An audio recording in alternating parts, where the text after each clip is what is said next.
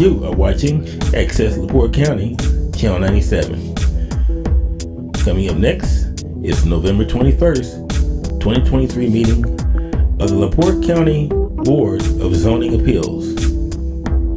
You can find more information for this meeting by visiting www.accesslaportecounty.org. Okay, good evening. I'd like to first make sure everybody turns their cell phone ringers off. And if we would, please stand for the Pledge of Allegiance. Deb, would you lead us, please? I pledge allegiance to the flag of the United States of America and to the republic for which it stands, one nation, under God, indivisible, with liberty and justice for all. Thank you. Could I get a roll call, please? Melissa Mullins-Mischke. Here. Vern Schaefer. Here. Glenn Minnick. Here. Deb Vance. Here. We have a quorum. Thank you. I will entertain a motion for the approval of meeting minutes from October 17th. So moved. Second. I have a motion and a second. All those in favor say aye. Aye. Aye. Those opposed, same sign. Okay, before we get into petitions this evening, since we have a full house and some of you may have not been here before, I just want to remind everyone that public comment is not included in this meeting. It's in the form of remonstrance. So you're either here to remonstrate for a petition or against a petition.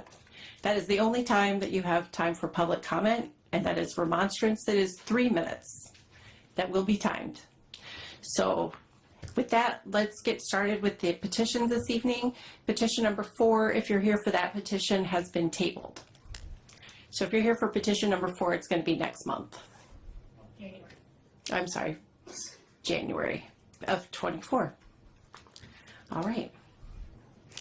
So petition number 1 this evening is a petition to appeal an enforcement official's determination by Stephen Nightingale that the variably described land contouring project and or sand mining and or anything else at 914 East 1000 North LaPorte, which is immediately adjacent to his own property at 998 East 1000 North, both of which are zoned ag, does not require a special exception under LaPorte County Joint Zoning Ordinance. The subject property is located at 914 East 1000 North, LaPorte, Galena Township, zoned ag on 30 acres. Notice is adequate. Thank you. Can I get your name and record for the... Yes, my name is Stephen Nightingale. And your address, please? I live at 998 East 1000 North in LaPorte County, Indiana. My home is immediately adjacent to Mr. Daniel Versall's property at 914 East 1000 North, and both of our lands are zoned agricultural. I rise to appeal the enforcement official's determination that the land disturbance on Mr. Versall's property does not require a special exemption from the Board of Zoning Appeals under the LaPorte County Joint Zoning Ordinance. My appeal is based on Article 2, Section 7A of the Joint Zoning Ordinance, which states, "This ordinance is an inclusive type of ordinance and not an exclusive type. Therefore, if any certain use or uses or any departure from developmental standards are not specifically and expressly permitted by any provision of this joint zoning ordinance, then those certain use and or departure from the developmental standards are not permitted anywhere within the county of LaPorte. If you violate this rule and the enforcement official or someone else discovers that you're doing so, you are subject under Article 26, Section 4 of the Joint Zoning Ordinance to a fine of up to $2,500 per day. So if, for example, you've been violating it from December 6, 2021 to November 21. Mr. Nightingale, may I, if I might? Want me to slow down? No, I want you to wait for a moment while I speak. Is there a request that is a variance in this petition? It seems to me this is an administrative appeal. That is correct. And this board does not. Oh, it does. We do not. Well, let me explain. We do not override a decision made by another individual. We can only override decisions made by our board. Oh, well, I will tell you, I find different wording in the Joint Zoning Ordinance, and I request permission to read. I'm sorry you feel that way. I feel like this is an administrative appeal. Okay. So if it's an administrative appeal and that's the decision, then I have exhausted my administrative appeal at this level, and then we move up to... If that's the way you want to go, yes. Well, I would just state for the record that I very strongly disagree with your interpretation of the Joint Zoning Ordinance. So noted. Thank you. That didn't take long. Okay, petition number 2 this evening is a petition for variance of use for OLO Auction Holdings LLC to utilize buildings on the property as storage. The property is located at 11201 South, 1025 West in Wanata, Clinton Township, zoned R1B on 5 acres. Notice adequate. Thank you. If you would state your name and address for the record, please. Good evening. My name is Jonathan Kraft. I live at 27 South, 117 East, Valparaiso, Indiana, 46383. Are you going to be speaking also? I'm not speaking unless he needs me to. Andrew Lucas, there you go. 105 Lincoln Way. We do have copies of the PowerPoint. Okay. Are those the same ones? She made them too. Oh, yeah, I think You're on it. they're the same ones. Great. Thank you.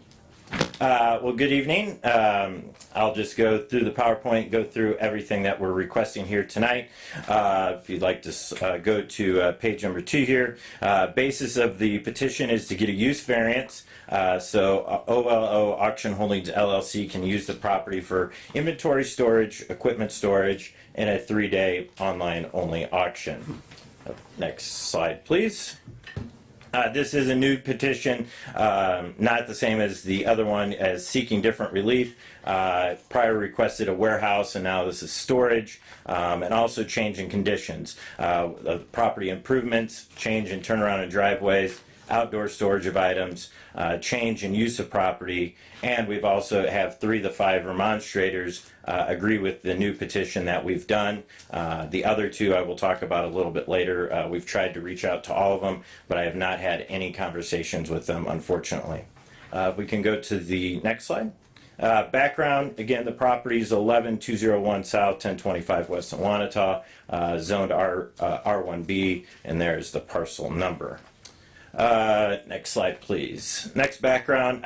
I think last time there was some confusion on the lineage of the property and ownership and how the property has been used for continuous use.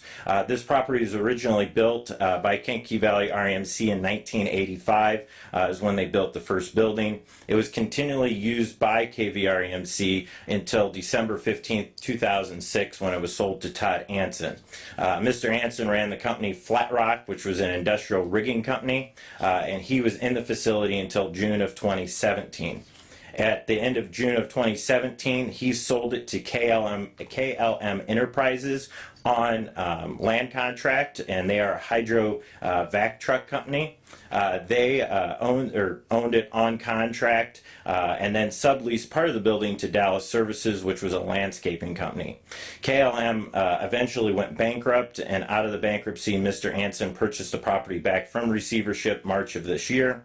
And then following that, my company purchased the company from him on April 25th, 2023. And at a month after that, Dallas Services was evicted at that time. So up to that, there was always continual use of that property since 1985, and also at that for all those owners, previous owners and tenants that have been in the property, no variance was ever required of any of those tenants, any of the previous owners or tenants.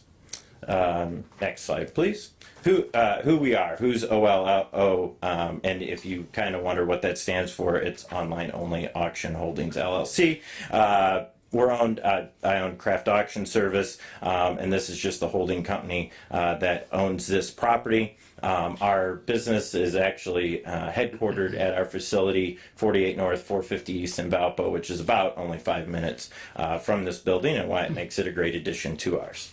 I kind of want to skip right to the point of previous neighbor concerns and how we've met with them and tried to come up with solutions for all those.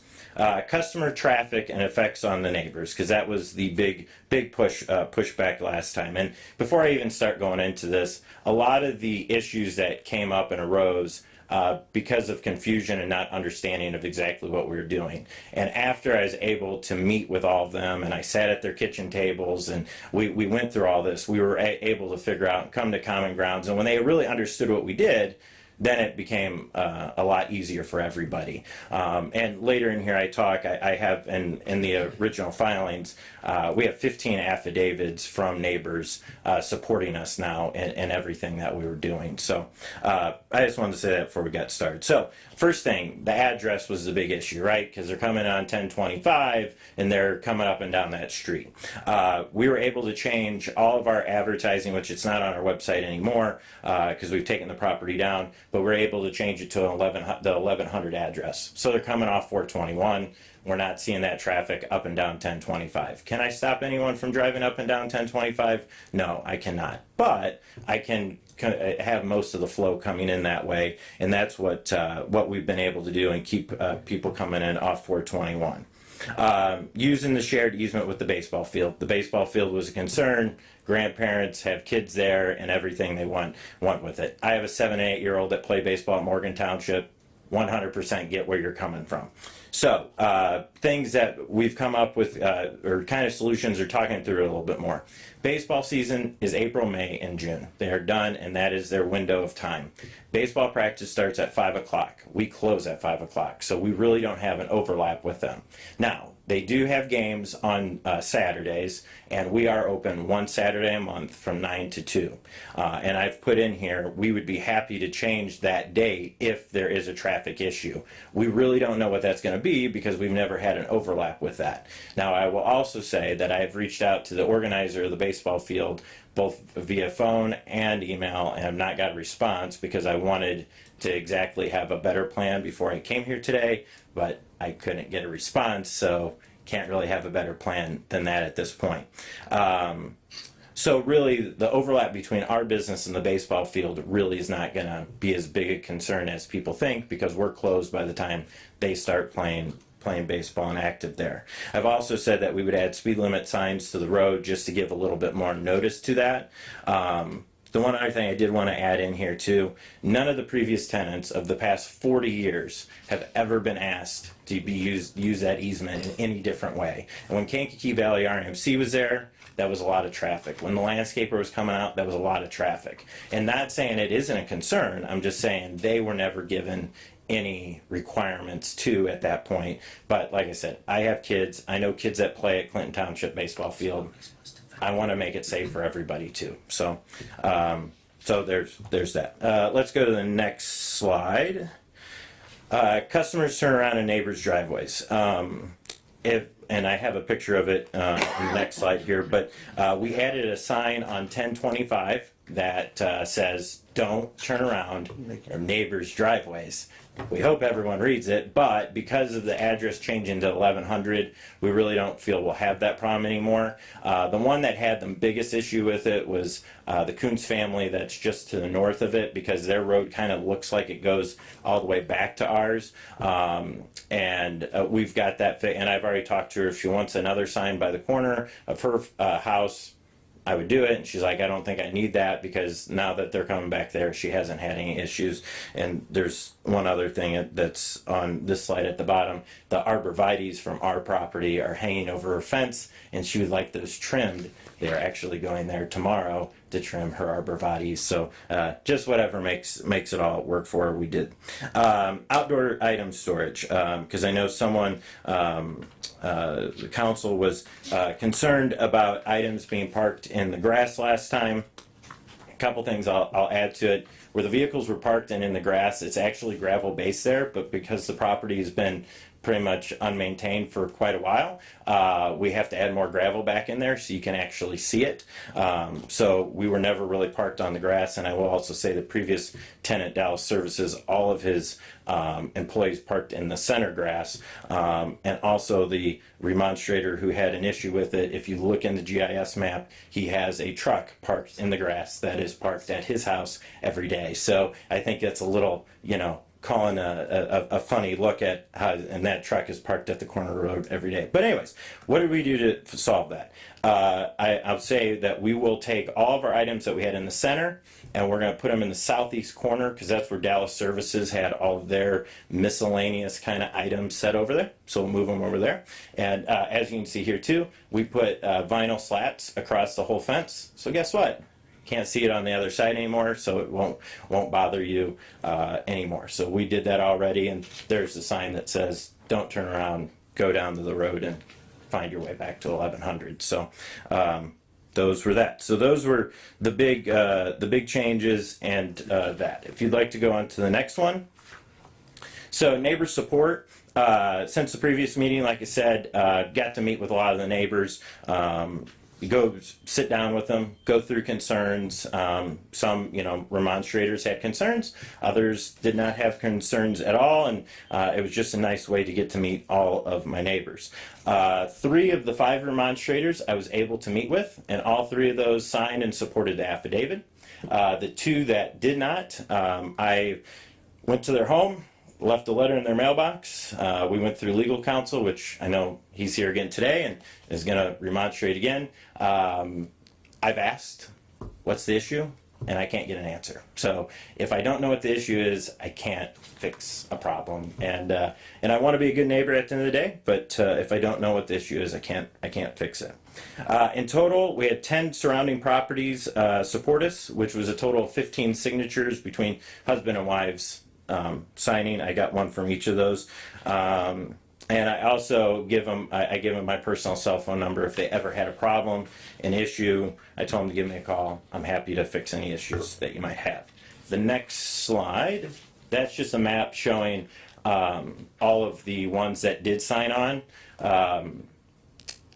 Out of all of them that I met with, they signed on, except one, which was the Mendez family, and it wasn't that they weren't in support, and I know Pete's here today, they just didn't feel comfortable signing at that time, so, which is fine, but everyone else that I met with signed, so that was it. Next slide. Property improvements. Just want to kind of go through what the property looked like prior to us purchasing it and everything that we've done to make it a better facility for everyone there. Because it definitely did not look like this in this picture when we purchased it. Because one of the concerns with the baseball field was a safety hazard next door. We talked about that. And it used to be that gate on 1100 never closed. It was broken and it was wide open. And if you look at the old GIS pictures, you can see on the southeast corner, there was a giant pit there. The vac truck company actually dug a pit out and was dumping their truck. That's where they were cleaning them out. And then Todd Anson left a giant piece of concrete with rebar sticking out of them, which were unsafe hazards for really the kids to go over. It was a playground if you wanted to go in. Well, guess what? Those are all gone. So we filled in the hole back with clean fill that was there. We got rid of the concrete. We fixed the fence. So the gate actually works now, and it's an electric gate that goes in and out. The gate that was on 1025 was actually the original KVREMC gate. It was really dilapidated. It was this old hangover gate. We removed that, put a new gate in, fixed that up. The septic system was not functioning. We fixed it. The unsightly gate we replaced to fix the 1100, painted exterior doors, fixed roof leaks, updated lighting, added security system, and then just doing regular maintenance that wasn't done before because the previous tenant wasn't paying rent because the person that he was renting from was in bankruptcy. So it was left kind of in a shambles, and we spent a lot of money getting it fixed back up. Next, how will the facility be used? So as we have our 3 bullet points, inventory storage. So one part that we want to use it for is at our Valpo location, we do larger live auctions. We sell a lot of collector cars. We do an antique tractor sale now. And we need a place to put those until we can sell them. So it'll just be full of parts of the buildings will be full of cars, tractors, and other high valued assets that we're holding on until our live auction. Equipment storage. During the winter months, we'll park some of our equipment inside that we don't want to leave outside for that. And then also park some of our enclosed trailers on the property for storage. And then the 3-day online auction. So, because I believe, again, there was some confusion or misconception of the auction and how that all works and what we do. So with our monthly online auction, we hold it March through to December. It is the first Monday, Tuesday, Wednesday of every month is currently how we do it. It is a 3-day online-only auction. The whole auction takes place on our website, very similar to an eBay-style auction. Majority of all consignments are brought to the facility by our staff. So if you have a mother, father pass away, and you have this whole house full of stuff, you say, Jonathan, come get this. We show up, we pick it all up, we take it back, and usually in most households they got $2,000, $3,000, $4,000 worth of stuff in it, right? Not enough to justify its own auction, but if I put 4 or 5 of those together, now it's enough for its own auction. And then that's what our monthly consignment sale is a mixture of those type of estates. Now, do we allow outside consignments? Yes, but very limited. Usually in a regular sale, we'll have about 10 to 15 individuals who might bring stuff from the outside, and their days to bring it is about a 3 to 4 day window of where we're saying, hey, bring this in and set up. It's all scheduled with us. It's not people just randomly dropping off whenever they want. It's scheduled because they only get so much table space, and then they bring it in and set it all up. Now, the buyers only come to pick up their stuff on the Wednesday, Thursday, Friday, and Saturday of that week of the auction. They're able to pick up from 9 to 4:30. On Saturday, they are only able to pick up from 9 to 2.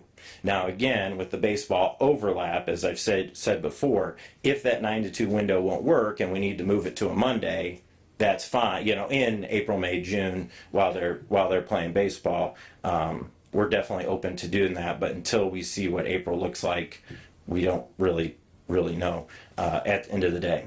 And then all the other items that people don't pick up, we actually ship out. So we have an in-house shipping department, and you would be surprised what people buy and why we ship it. I don't know, but they pay for it, so we just continue to do it. Next slide, please. Just a little history on our monthly online onlys. We used to do a bi-weekly live auction every other Wednesday night at our Valpo location, and then in 2020, when COVID hit, we converted to all online only auctions at that point, and then that's how the monthly consignment sale was created. Like I said, auction consists of a variety of state and personal property items from local sellers combined into one sale. Our staff is the staff that is on site, that organizes all of it, sets it up on tables, photographs it, catalogs it, and puts it on our website. Just like I said, it's a timed auction, like an eBay style auction. And really, because now that we're getting back into live auctions and the growth of our business, we really need this facility to help us continue to grow and keep. Valpo is now getting more back into live auctions, but we need a place to continue to do these auctions because there's a need truly in our community. Like today, I was with a lady who's 90 years old and she has no outlet. She has no one to help her. And, we show up and say, hey, we'll take it, we'll sell it for you.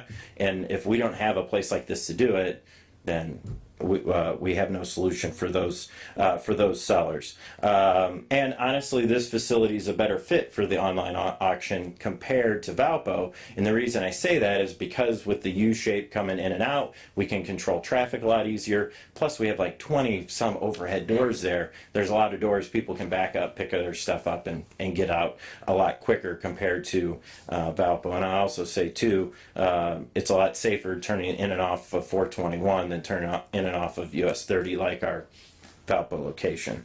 The next slide, and this is just a picture of what the inside of the building looks like. So you have tables all lined up with items on it, box slots underneath, furniture against the wall. This is actually a photo from our Valpo location that I just took for our next auction, but wanted to give you an idea what the inside of one of our buildings looks like when it's all set up.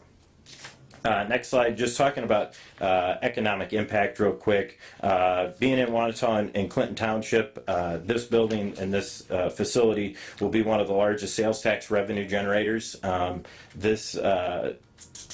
If all numbers hold true, we'll do north of $3 million in sales out of this facility next year, which is $200,000 a year in sales tax revenue for the state through Clinton Township. Employee taxes generated by all the staff that we have working there, plus the property tax revenue because the previous tenant wasn't paying taxes, and all of his were made current when we purchased the property.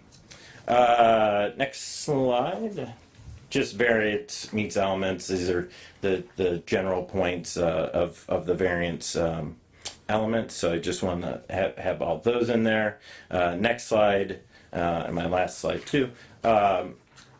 just to have a little more time, just to talk about the immediate past tenant that was in there and how they use the facility, comparing that to how we use it. So they were a full-service landscape and snow removal company. They had a variety of trucks, trailers parked on it. Do you mind if I interrupt you? Just Yeah, a you're moment? good. I don't think we need to go into the past. Okay, yeah, no, that's additionally. fine. Yeah, Right. no, Thank you. And then the next slide. That's my dad who started the business. That's me, and that's the two baseball players who are future auctioneers. So there you go. Well, we actually have another property in LaPorte County. All my real estates are in kind of funny names, and it's Next Gen Auctioneers, and it's for them to do it. So they are auctioneers, and they love it. Actually, Jack sells at the end of every auction now, so it's getting fun. So, anyways, any questions? Thank you. Nope. Thank you. Do we have any remonstrators this evening for this petition? Anybody? If you'd like to come forward to the podium and state your name and address for the record, please.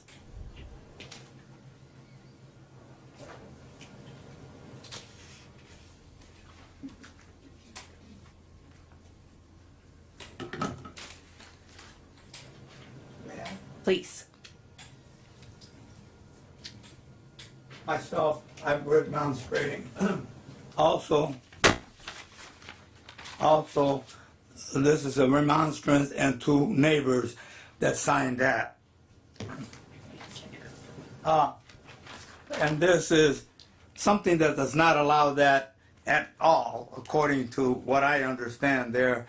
You know what that's all about.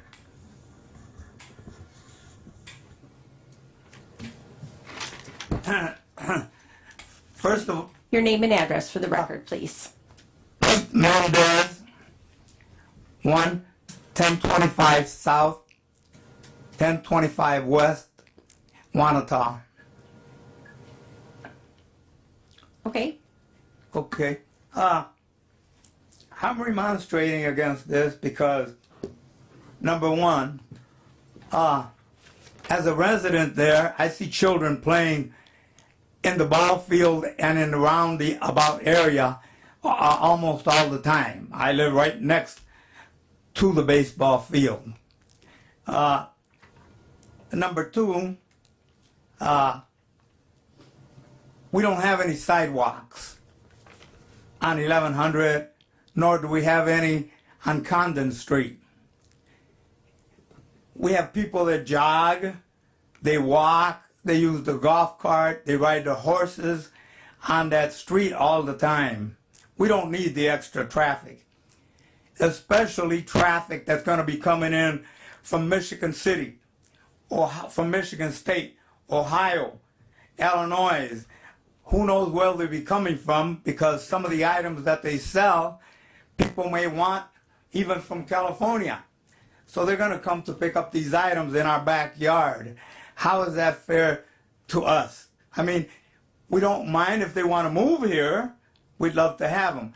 But to come just to pick up items in our backyards, we don't want that. We don't need that. The piece of paper I gave you, as you notice, explains that it's not permitted in our area. Period.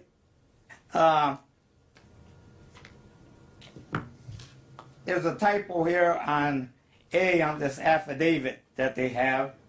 It says that they're going to put the address to direct the traffic to 1100. Well, it says that they're going to put it on 1100. So that's a typo, I'm assuming. But if they're telling us that they're going to put the address on Condon Street in the front of the property, that means all the traffic is going to be expected there. They expect it there. That's why they're going to put the sign there to divert it to 1100. That's a right-of-way. It's not a regular street.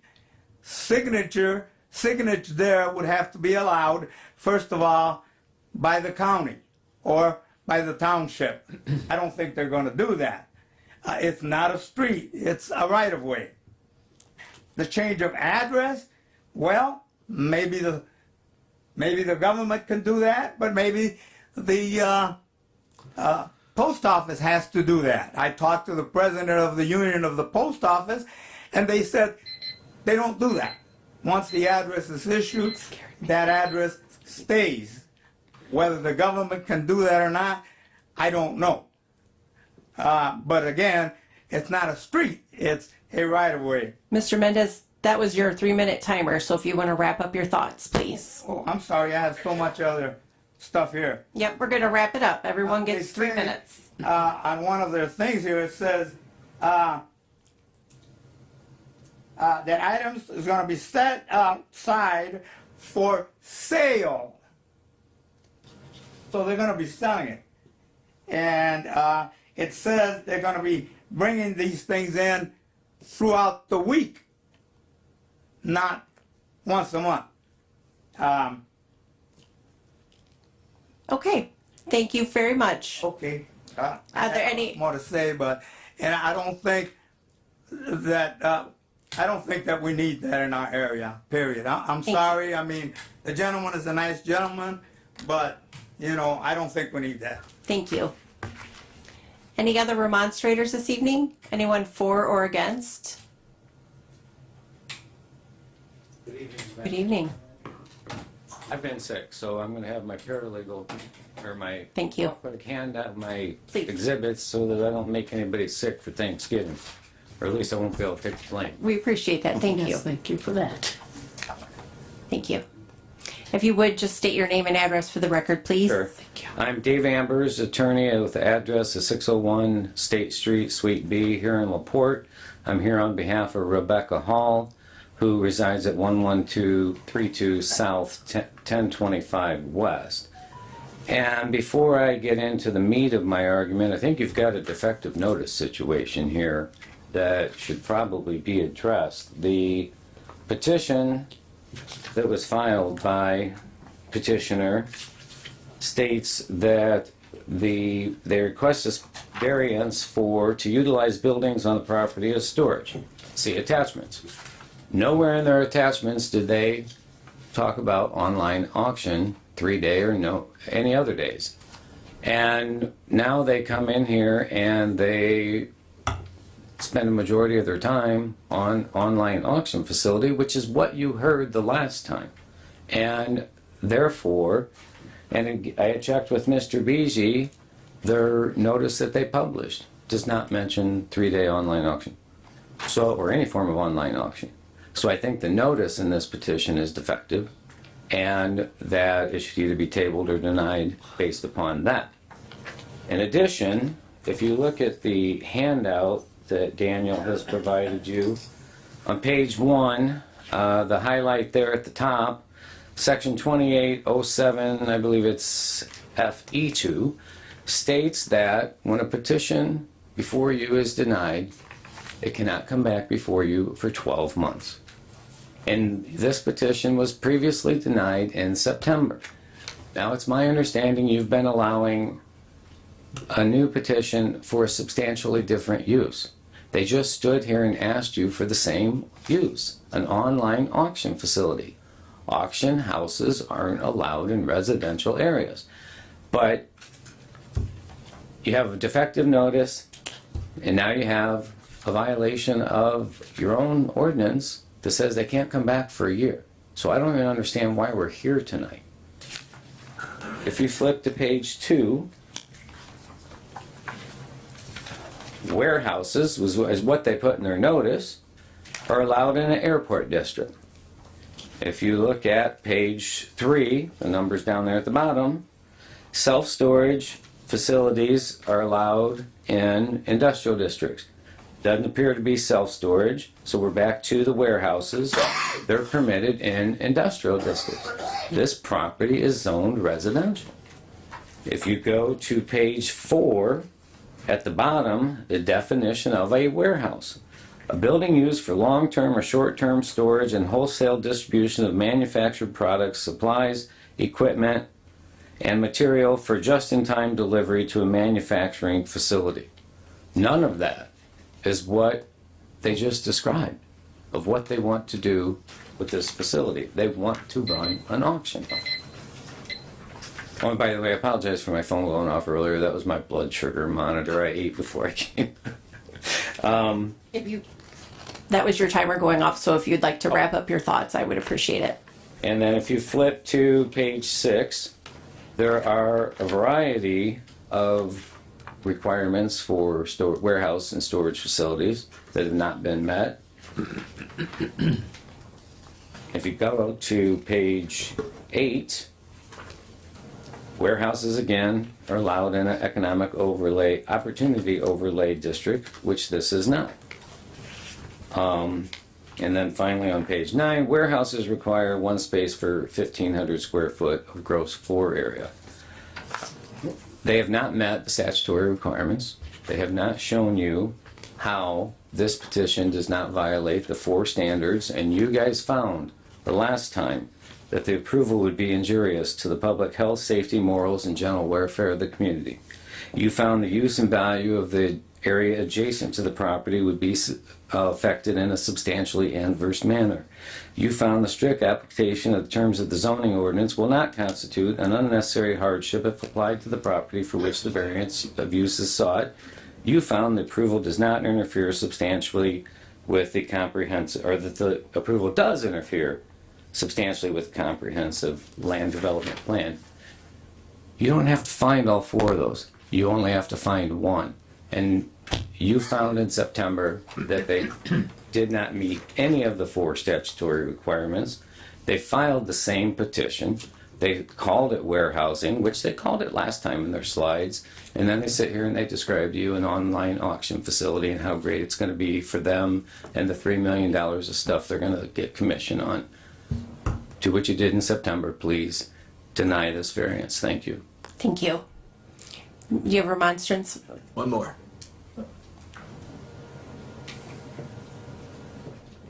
Thank you, ma'am. If you would state your name and address for the record. My name is Evelyn Eads. I live at 11241 South 1025 West, Wanata.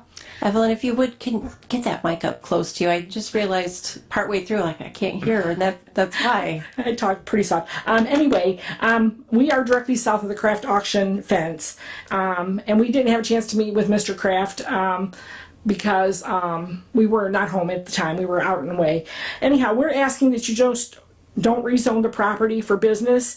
And the reason is because if Kraft Auction decides to move out in 6 months or 5 years or, 10 days or 10 years, we just don't want other businesses to come in there like hazardous waste or a shooting range or anything along that line to where it would decrease, those kind of businesses would decrease our property value. And we, like if we ever decide to sell our home, it's nothing personal against Mr. Kraft Auctions and stuff. We've seen the improvements. We appreciate everything that they've done, but we're looking further down the road. We just don't want a shooting range to come in or a hazardous material storage to come in or anything like that. So we're just asking that you don't rezone it for business.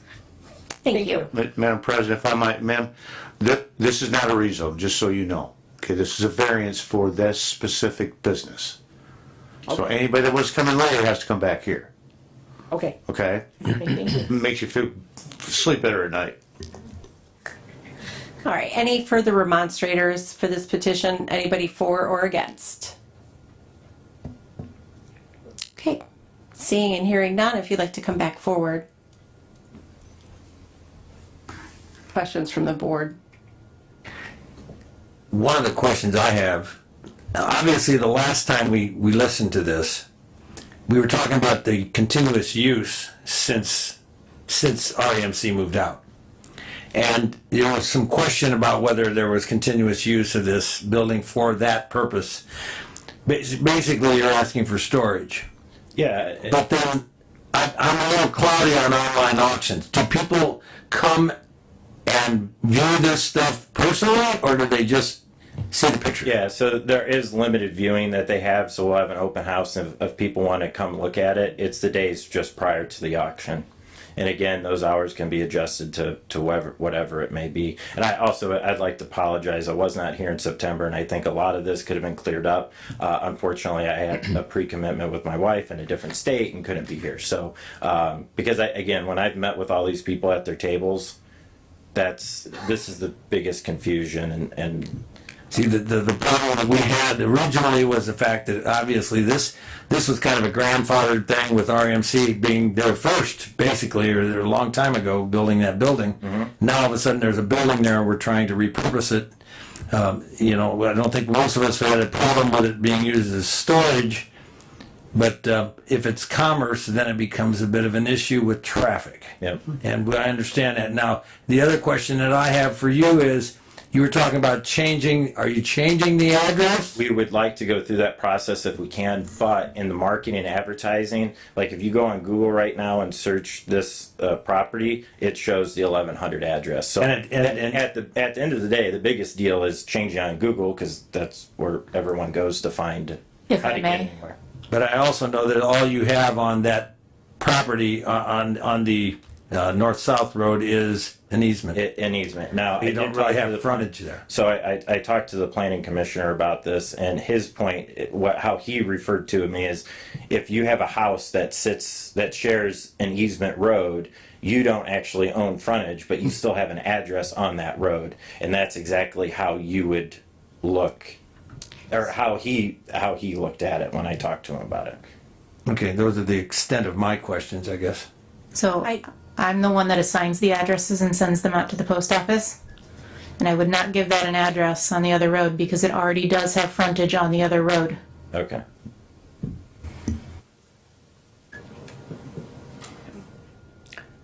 What other questions?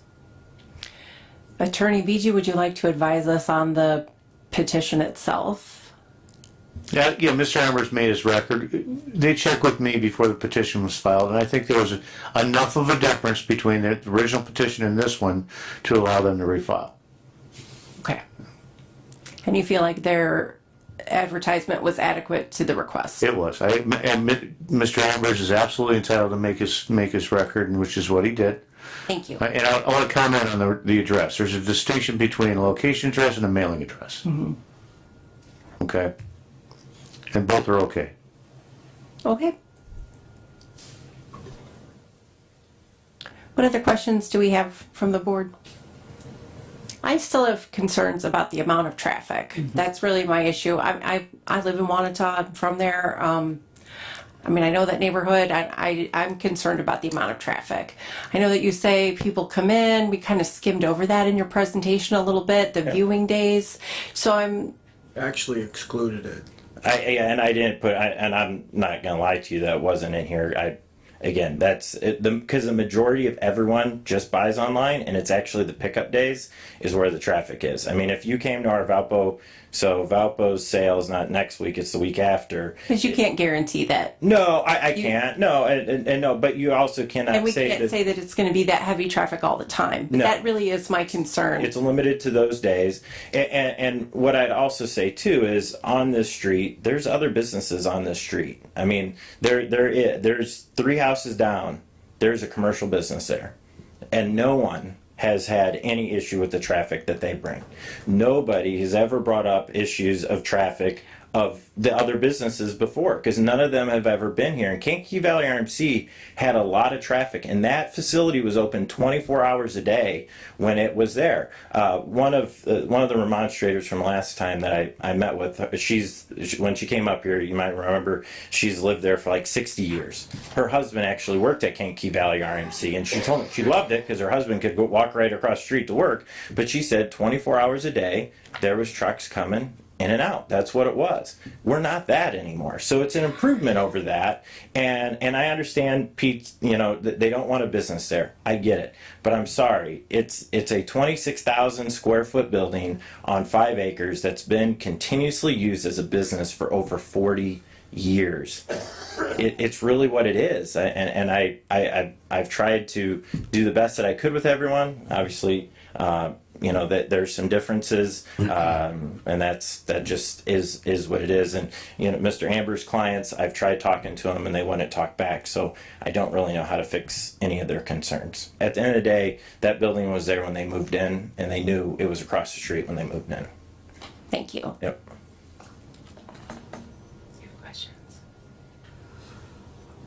No, I don't think I really have a question. I just want to make the point that Make sure you're in that line. I want to make the same point that Vern did. I mean, a company that's doing commerce is different than, I mean, REMC, it was just employees that were coming and going. The public wasn't coming and going into that facility. I don't know if people were paying bills there at that time or not. I didn't, yeah. No. We're just aware. So I mean, that changes it, and that's kind of why, I mean, that idea of buyers viewing, I mean, I can see, the limited pickup time makes some sense to keep everything down, but But if I was given, even if you said the buyers are coming in, we had to limit that, and you say, hey, they have 2 days to come in and preview. If there is some actual stipulations that are put into, a format, and I know what to work with, and then we just see how, again, I'm being 100% honest with you. When we got turned down the last time, we already had an auction set up for 2 weeks after that because we were using the building. And I'm not going to lie to you, we did an auction because there's no other way to get rid of this stuff. And the neighbors, when I was meeting with them, I said, did you know about the auction we did last week?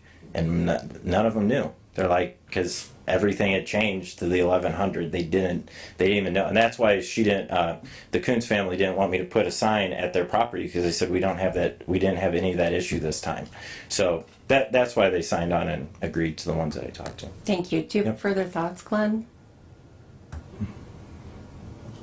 I think certainly too that the Saturday pickup probably should be changed, like you said, to 9 to 2 on Monday, especially April through June. Yeah, the April through. There's just no sense in. Well, and what I've been told by, again, many of the neighbors is when they do have baseball games there's cars parked all up 1100 and all over the place. We're going to talk about what your business is going to do, not what everybody in the neighborhood. I want to keep your comments strictly to what that's the what I was going intention is along for with, this property. is getting the cars in on that Saturday, because they have all the cars parked up there. You can't use that. You can't use that as a in and out time. That's what I was. Right. That's what I meant was that. Right. And I've also, because a couple of neighbors asked when they talked about the parking issue, maybe my property could be of some assistance to their parking issues that they're having too. But again, until the baseball field talks to me, I don't know the answer. Okay, well, if there are no further questions from the board, I'm going to entertain a motion.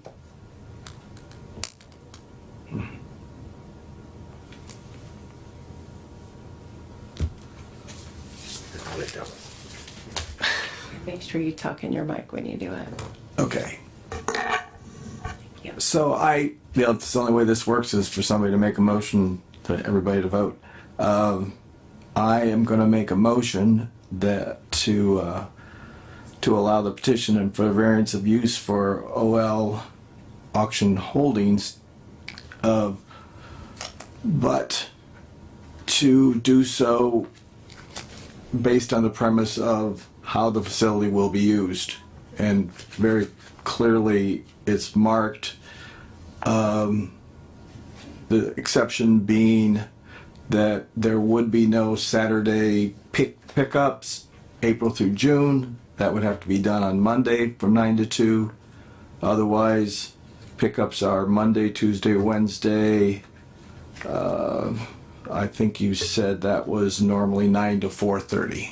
9 to 4:30 on Wednesday, Thursday, Friday, and then in the April, May, June, it will be moved to Monday. But again, it's very clear the way it's determined what's allowed in that format. Does that make sense, Doug? Yeah. Slide 13. Slide 13, how the facility will be used. And going along with that, it does not say there's any buyer's viewing, and I'm not going to include that either. Okay, so No buyer's viewing would be, We're in the middle of a motion. Okay. So if you, okay, so that would be that way, just to make that point, because it's not on there, how the facility is being used, okay? can I ask a question? Nope.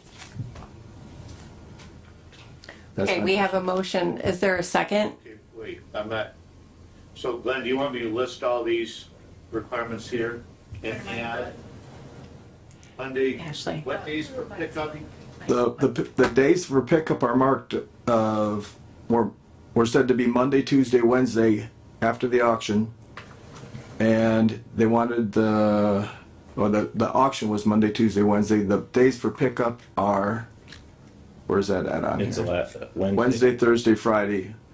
buyers will come to the property, and then exclude the Saturday, April through June. That could only be allowed extra on Monday, 9 to 2. Okay. Do we have hour restrictions on pickup? 9 to 4:30, Wednesday, Thursday, Friday. That's what was stated. It wasn't written. Yeah, Twice. but that's the correct hour. Okay. Okay.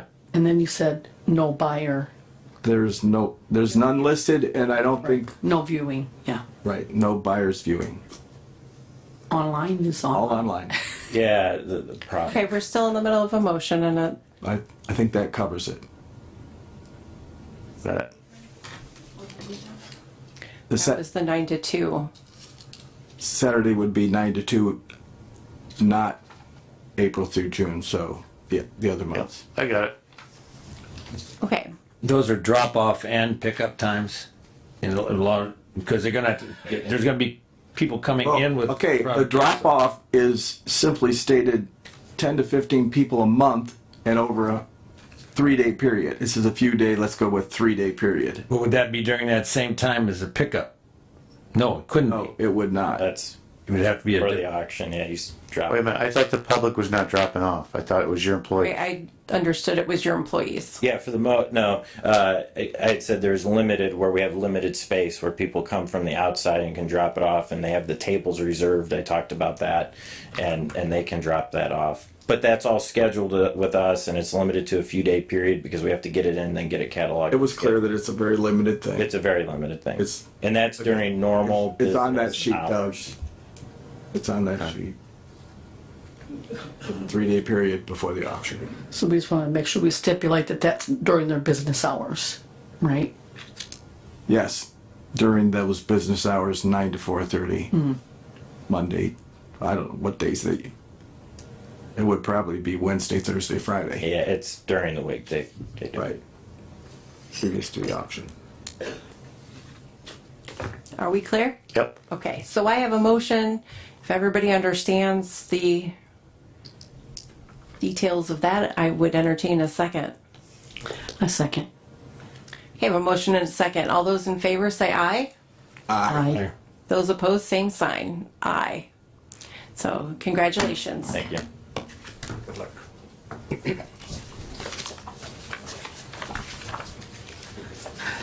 Will you make sure he gets this too?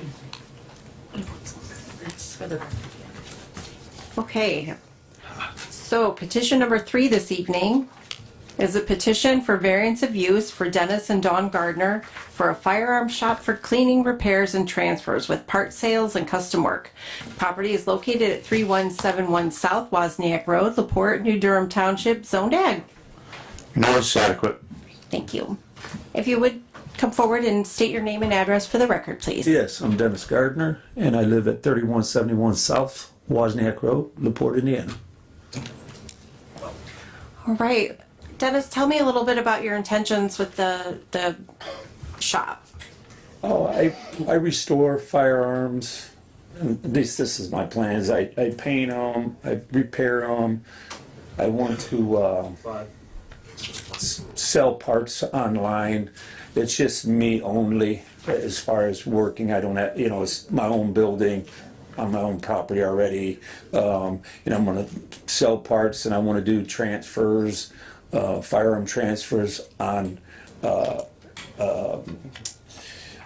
strictly, I can't think of the word, sorry, appointment only. Okay. So it's not like, there won't be no any traffic, anything like that. I mean, very little traffic, and it's gonna be only open for 3 days a week, Monday through, at least that's the plan is, Monday through Friday, Monday through Wednesday, and it's a lot of online. This is just as I go type of thing, but it's just gonna be. Or you're going to sell firearms out of there. Probably yes, ma'am. If my FFL goes through, Okay. which I need this to even Right, so I want to make sure everybody knows that we're not the only decision on whether or not you can open the shop. There's additional steps you need to Oh, take. yeah, there's a in lot order of, to there's do a that. lot of extra steps. I've been dealing with a ATF agent, and this is where I'm at. Okay. So that really is just for everybody else's edification that we're not the main decider on this. Right. So you said by appointment only, Monday through Wednesday. Right. Monday through Wednesday, I was going to be open, and then if basically transfers, basically somebody bought a gun from wherever, and they wanted it transferred, and then they'd come set up appointment and come in. When I received it, they'd come there and I'd do the background check, so forth. So it's not like it'd be like 50 people, or it's not that type of a business. It's more of just I want to get my own thing going, and it's just me doing like all the work. It's just supplemental income out of my own shop at home. Are there going to be shooting on the property? No, there won't be any shooting. The only shooting that's ever been done on the property is myself, and it's very little. But I've been shooting there for many, many, many years, and there's still shooting going on besides me. Okay. But anyway. Okay. Are there any remonstrators tonight for this petition? Anybody for or against this petition? Seeing and hearing none, kind of questions from the board? So you stated you're going to repair firearms and also sell firearms. That was your plan? I want to do transfers, selling firearms. I'm not going to be selling firearms like a store, at least not now. I'd be somewhere who even knows if I Well, obviously that's beyond our scope, so I just was curious about that. Yeah, not offhand. It's more of just a workshop, and I want to be able to manufacture the Type 7. It says Type 7 FFL, which allows me to get online and go to a manufacturer like the one I want to deal with in the future. If this all comes about and I can do it, it'll be in Florida, and they manufacture it. And like my shipping and handling and stuff, that's all done by UPS or US Mail. It's not like there's going to be, it's just mom and pop, and just a little extra income, and it's something that I enjoy doing. It started as just a hobby stuff, and I've been doing it, and I love doing it. So I want to take it to maybe a next level if possible. Okay.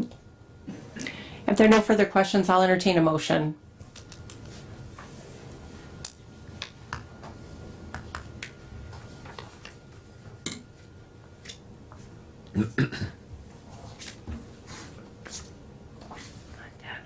Okay, I'm gonna do it, because I'm kind of familiar with how this works. My friend's dad did this, so. Very good. So I am going to motion that we accept the petition for variance of use for operating a firearm shop for cleaning, repairs, and transfers with part sales, custom work, because I know so I'm gonna motion that we accept that. Okay. Would you like to include the business days of Monday yes. through Wednesday by appointment only? Monday through Wednesday by appointment only, yes. Right. At this time, that's exactly what. Okay. If you want to make them more days or different hours, you should let us know now. Yeah, no. I decided that a long time ago that I don't want to. The off days, that's when I'd still be doing my own little stuff. I just want to have people come into my place. Before you close that, maybe we should have a ending time, because it's kind of a residential area, so no customers after 5 o'clock. Oh, true, yes. Something like that. Is that right? Mm-hmm. So no customers after 5? That's fine. Yeah, that's fine. Makes sense. Okay. Is everybody clear on the motion? It's going to be less time than that. I'll second that motion. Okay. I have a motion and a second. All those in favor say aye. Aye. Aye. Aye. Those opposed, same sign. All right. Good luck. Good luck. Thank you. You got a long process ahead of you. Yes, so I we'll do. give Thank you very much. Wish you well. Thank you very much. Thank you. Okay, Good night. petition number 4 has been tabled until January. So petition number 5 is a petition for variance of use for Ryan and Brittany Rothstein to operate a daycare for up to 15 children. Property is located at 8451 West US Highway 6, Westville, New Durham Township, zoned ag on 2.0593 acres. Notice is adequate. Thank you. If you would state your name and address for the record. Brittany Rosine, 8451 West, US Highway 6, Westville. Brittany, why don't you give us the rundown on your plans for the daycare? I plan on watching children from 6 a.m. to 5:36 p.m., Monday through Friday. I intend to watch 15 children. What kind of age ranges are you looking at? 3 to 4 months to school-age children. So you'll have school bus pickup and drop off at your location? Just drop off. Okay. Oh, okay. You got planning on employing staff? I do have people that do help. Okay. My husband is home also. He works every third day, so he's also there.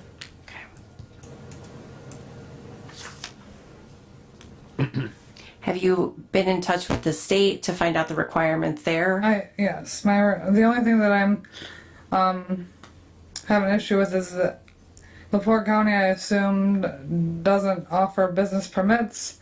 So I need a letter stating that I can do it through the county. It won't be a facility, it's just an in-home daycare. And 15 is the max number. I wouldn't necessarily have 15 kids at all times. Or every day. Do you have any remonstrators this evening for this petition? Is there anyone for or against it? Anybody for or against this petition? Okay, what other questions do we have as a board? Well, obviously, we don't grant permits to start daycare centers, but what we're basically doing is allowing you to, seek that out and make it available. So that's all we can do is provide you with that if we pass this variance. I'm correct on that, I assume.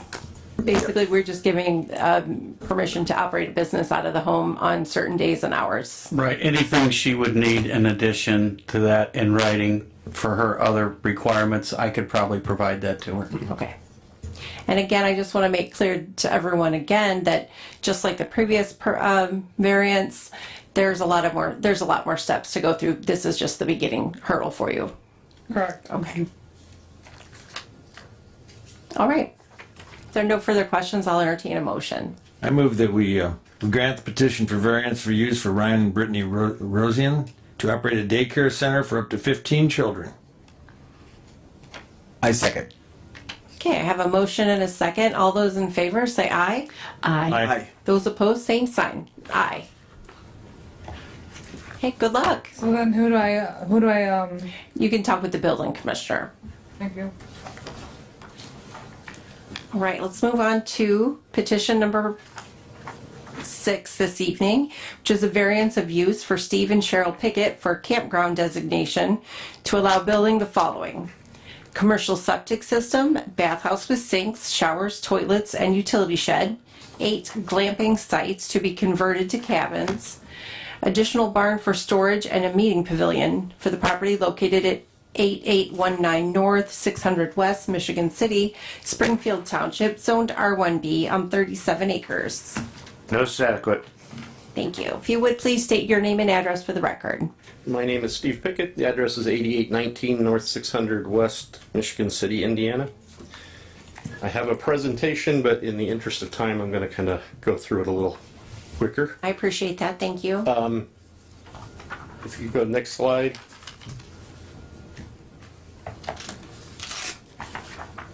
This is a satellite view of the property. We'll look at that a little more detailed in a minute. Next slide. This is the current structure of the house and the barn on the property. Next slide. This is directly behind the house and barn. This is the meadow area. Next slide, please. This is some of the critters we've encountered while we've been there. This is one of the things we're looking at is kind of the nature retreat style thing, and obviously there's plenty there. Next slide, please. This is the road that goes through the property that'll be listed on the property. Next slide, please. Thank you. This is a satellite view again. You see the house and the barn right there off of Muir Road. And if you notice, there are 8 different little targets on the property. Those were soil samples that we had done, test for septic system. There are 3 right there off of the road behind the house, and then 3 scattered around there. I guess it's 7. The other one is back where it says 696 feet. There's one right there by the FT. I don't know if you can see that on the right side of the picture. If you could go to the next slide, please. If that helps, there's the slides. It's Mark Franklin.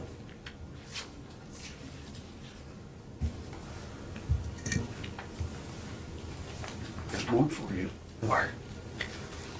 So if you go to page 8 or this slide here, you'll see that we have, this is the overall plan. Starting from the left of the slide and going to the right, the blue area is the current septic system for the house. The yellow right behind that is the house. The other color there, this little yellow off to the right, is the current barn. What we're asking for is a storage barn where the brown or orangish area is there. Where the 3 targets are together, that would be a proposed commercial septic system. If it would help, I could go, if you guys follow me. Yeah, a lot of fans. The white ones are the cabins. Actually, my lovely assistant will point to the. So there's the cabins around the property. The commercial septic system in the middle would service the 4 cabins there, the meeting pavilion and the bathhouse, which are the green and the blue on the upper right there of the meadow area.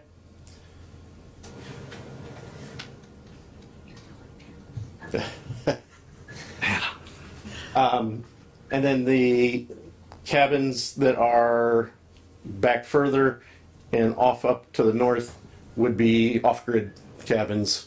The one in the back there obviously has been tested for septic. At this point, we keep it off-grid. We might add septic back there at some point. Next slide, please. This is the kind of thing we're thinking of for the glamping site. This would be the style of what we're talking about. So it would be a tent with a bed, that kind of thing. Not your typical tent camping. For those of you who don't know, the glamping is glamorous camping. This is why they call it that. Next slide, please. These would be the proposed cabins that we would go to. This is the style of, one of the styles of cabins we're talking about. Next slide, please. This would be another one, which would be a similar type thing to the glamping, where you would have an enclosure that would be the bedroom, and there would be a substantial portion maybe that's outside, outside living. Next slide, please. This would be the kind of fire pit type of a thing that we would have at the sites. Next slide, please. This is where we are in relationship to Michigan City. Next slide, please. One of the concerns is traffic flow, and we would bring in people from the 2035 area in 94 and have them come up the red, which is Muir Road, up to the property. We would expect a maximum of about 8 to 10 cars per weekend during the high season, if you would, the summer, and even less in the winter area. We would expect that we probably won't have that many people booking throughout the winter. The next slide, please. So our property is there at the corner of the railroad tracks. And this is the Ambler Flatwoods.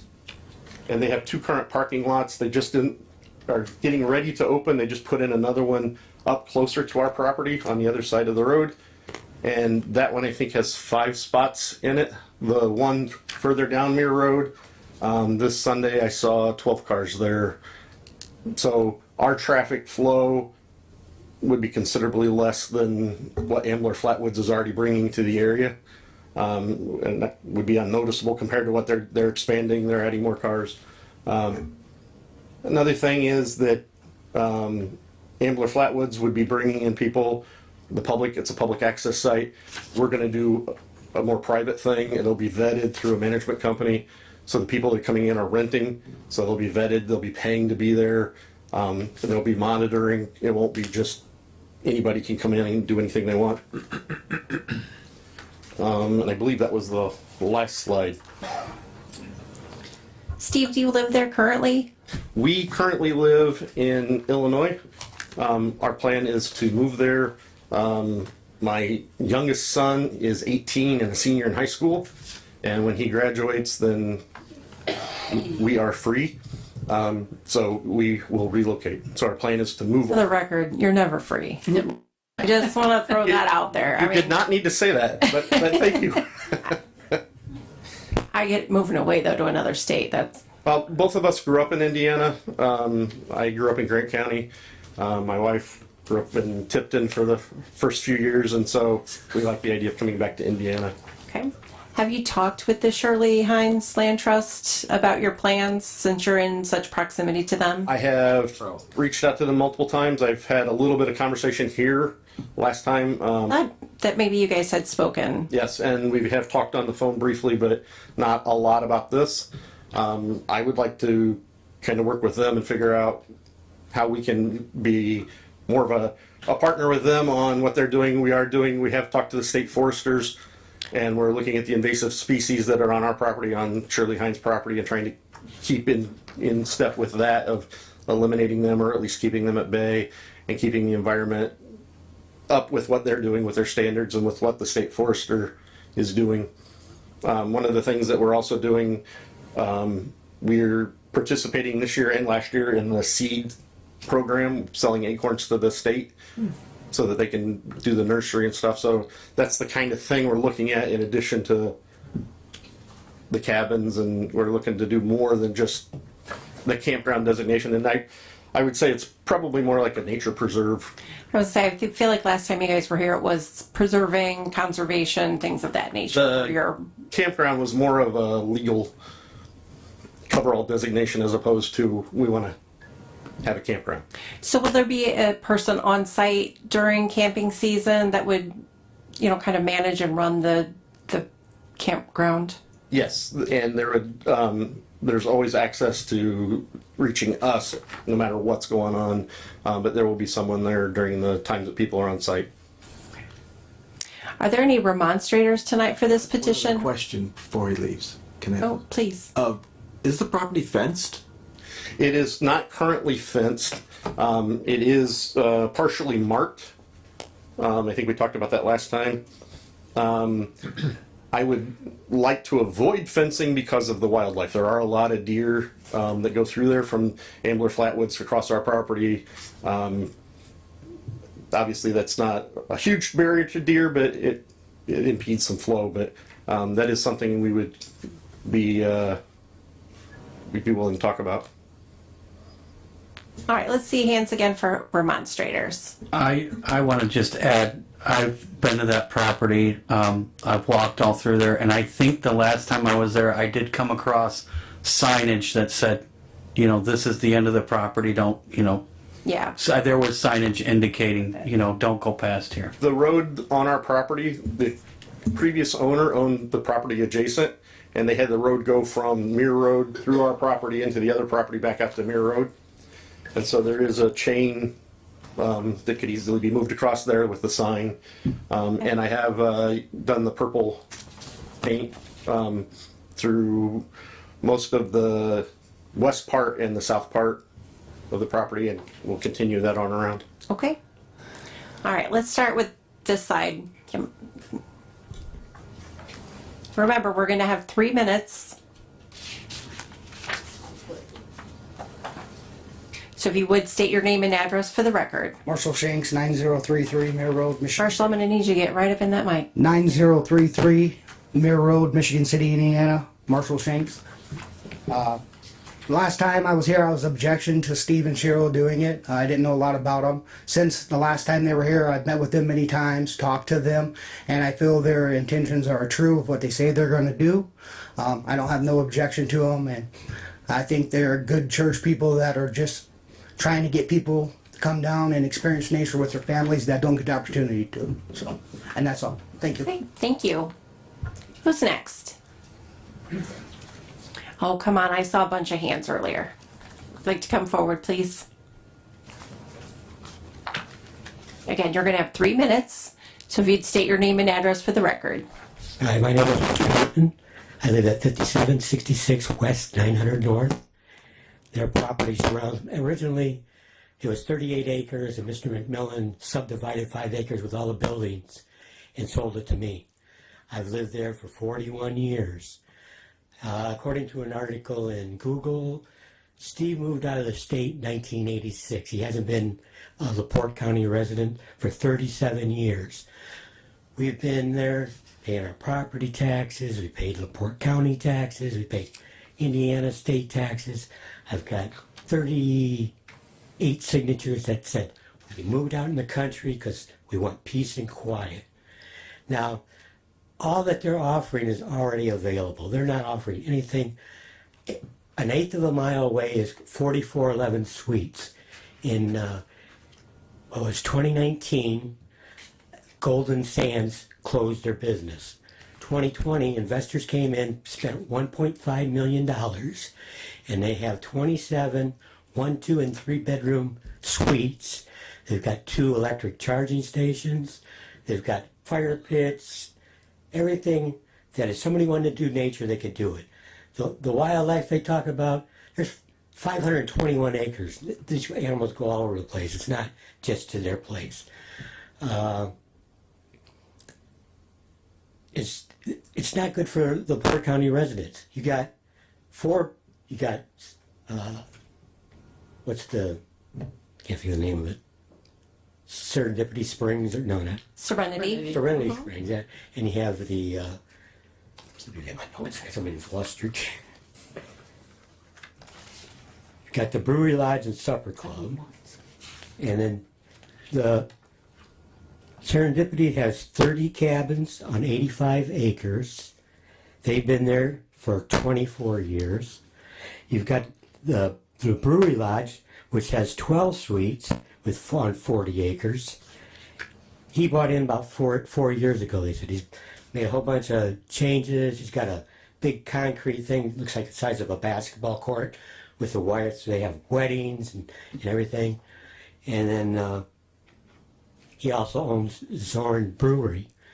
And they offer tours for the other businesses in the county and stuff. And but the bottom line is, we all moved out there. It's zone residential. You know, if they were offering something that nobody else had, that would be one thing. Another thing is, if I can show you, is just some of the other businesses that they have. I don't think it's all just about being for green. They have a real estate company, LLC. They have a management company that takes care of. Do we get to keep this? Yeah, you can Okay, go if you ahead. would head back to the podium, please. And if you want to wrap up your thoughts, that was your And 3-minute and the timer. third business is Empowered to Connect. That's a faith-based international corporation. They take kids that have mental problems, whether it's they don't like to be touched, they don't like to be looked at, they have anger issues, and they have violence issues. They're going to bring those in to our neighborhood if that goes through. Okay. And Richard, is this the petition you were talking about earlier? Yes. Okay, so I'm going to enter into the record. There's about 35 or so 38, I signatures on think. it, and they're against the petition, correct? Right. Okay. Thank you very much. Any other remonstrators, if you'd like to come forward? Hello, my name is Roman Petro. I live at 8657 North Jimmy Road. Hey, can you repeat your name for me? Roman? Okay. And I wish I could have, I'm not against any business, but I wish I could have a nice solid fence along my property if there will be a lots of different people coming in and out. I have a 4 and 9 years old, and also I have a nice pound. So I don't want anybody to come in. Purple paint won't be enough. So that's the only my concern. They can do whatever they want, but I need a nice solid fence if they want to bring strangers basically to my family next door. I understand. Okay. Thank you. Anybody else? I could have sworn there were more hands. Who's hiding back there? Nobody? All right. So if there are no other remonstrators, what are questions from the board?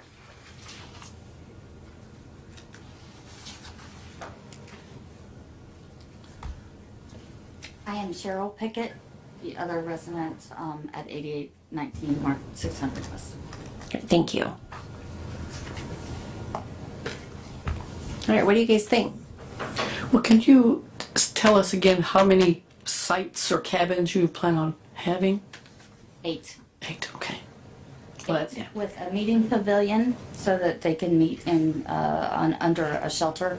It would be an open air shelter and a bathhouse for showers. That we would have everything else attached to septic systems at the cabin level. And with the off-grid, it would be all within building codes required. So. Okay.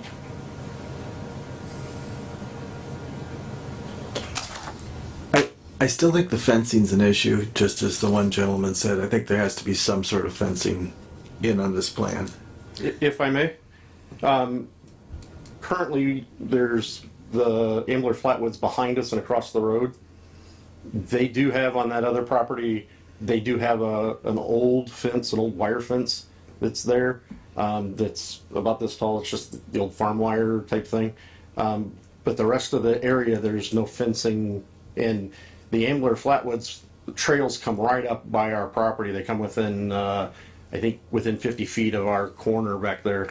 Well, with respect, I think we're trying to figure out how to keep your individuals on your property and keep the neighbors safe. Right. So what they do at Ambler Flatwoods is not in question here. Would fencing or would posting every 20 feet? I think we've discussed the posting of it before and the purple paint, that is not adequate to keep everyone safe, both the people that are in your property on your property, Right. people outside of your property out of your property, and to keep everybody safe. I think that's something we discussed at the last we time can you add guys the were here. fencing to the as an amendment to the appeal, and but within the building code, obviously, whatever the building codes are required. Okay. Sir, you had your moment to remonstrate, so that's no more. Thank you. But he brings up a question that I was going to ask too, and that was as far as, what are there quiet hour times, or what is going to be allowed out there? Yes, our expectation is that 10 p.m. would be a quiet time, 10 p.m. to 6 a.m. Obviously, hikers like to get up early there, but they're still pretty quiet. The expectation is it's a nature retreat. If we do have any issues with the noise, we'll have somebody on site to be able to handle that. Within the rental agreement, it will require and allow for us to remove them immediately if there are issues, same as in if anyone has an issue within a hotel room that there might be too much loud noise going on.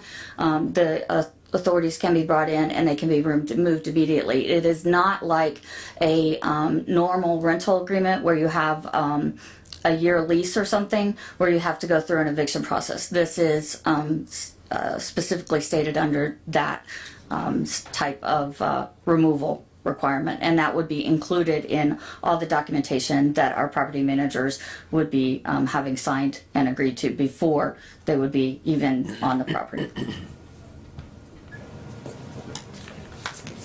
Vern, what do you got? My concern is that people move to the country for privacy, and if this isn't zoned agricultural, it's zoned residential, and that becomes a bit of an issue with me because I respect the fact that people move there because they wanted to be in a residential area, but they want their privacy. And when you invite people in from out of state or wherever to camp there, they don't know those boundaries, and so that becomes a bit of an issue. So I'm mulling this over in my head. You've got a nice presentation here. It all looks good on paper. Whether it works in the real world, I don't know. But that's just my concern. If you notice in the map, most of the cabins would be in that central area, so there actually won't be close.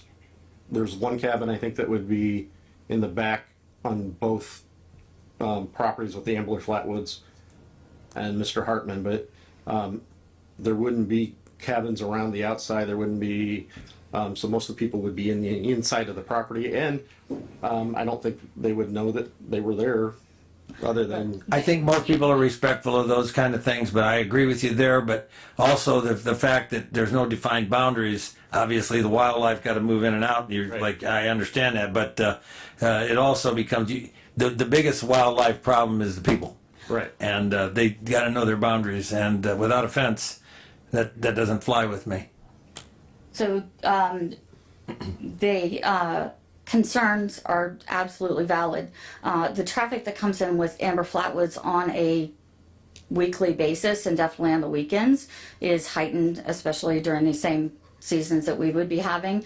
Those are people that are coming from all over the area also for hiking, and no one even knows who they are that are on the land. Here, at least we would know who they are, what they are doing. We would be doing credit checks, etc., with them, and being consistent. And I guess our thinking is they're already walking around the edges of our property. So we think the fencing, public access if the site. fencing would solve that, would that resolve some of the concerns that you have? Perhaps. Okay. Sir, I explained at the thank you. I explained at the beginning of the meeting, 3 minutes is your remonstrance time, and you had your 3 minutes. And now thank you. If you can't sit there, then I'll ask you to leave the meeting, and I don't want to do that. Thank you. All right, if there are no other questions from the board, I will entertain a motion.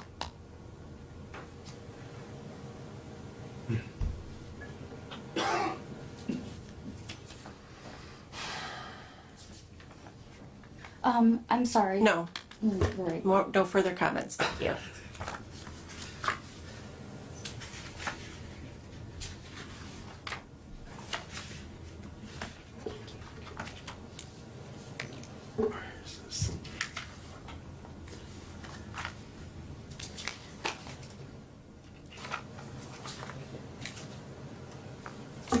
Okay, again, the only way this works is if somebody makes a motion.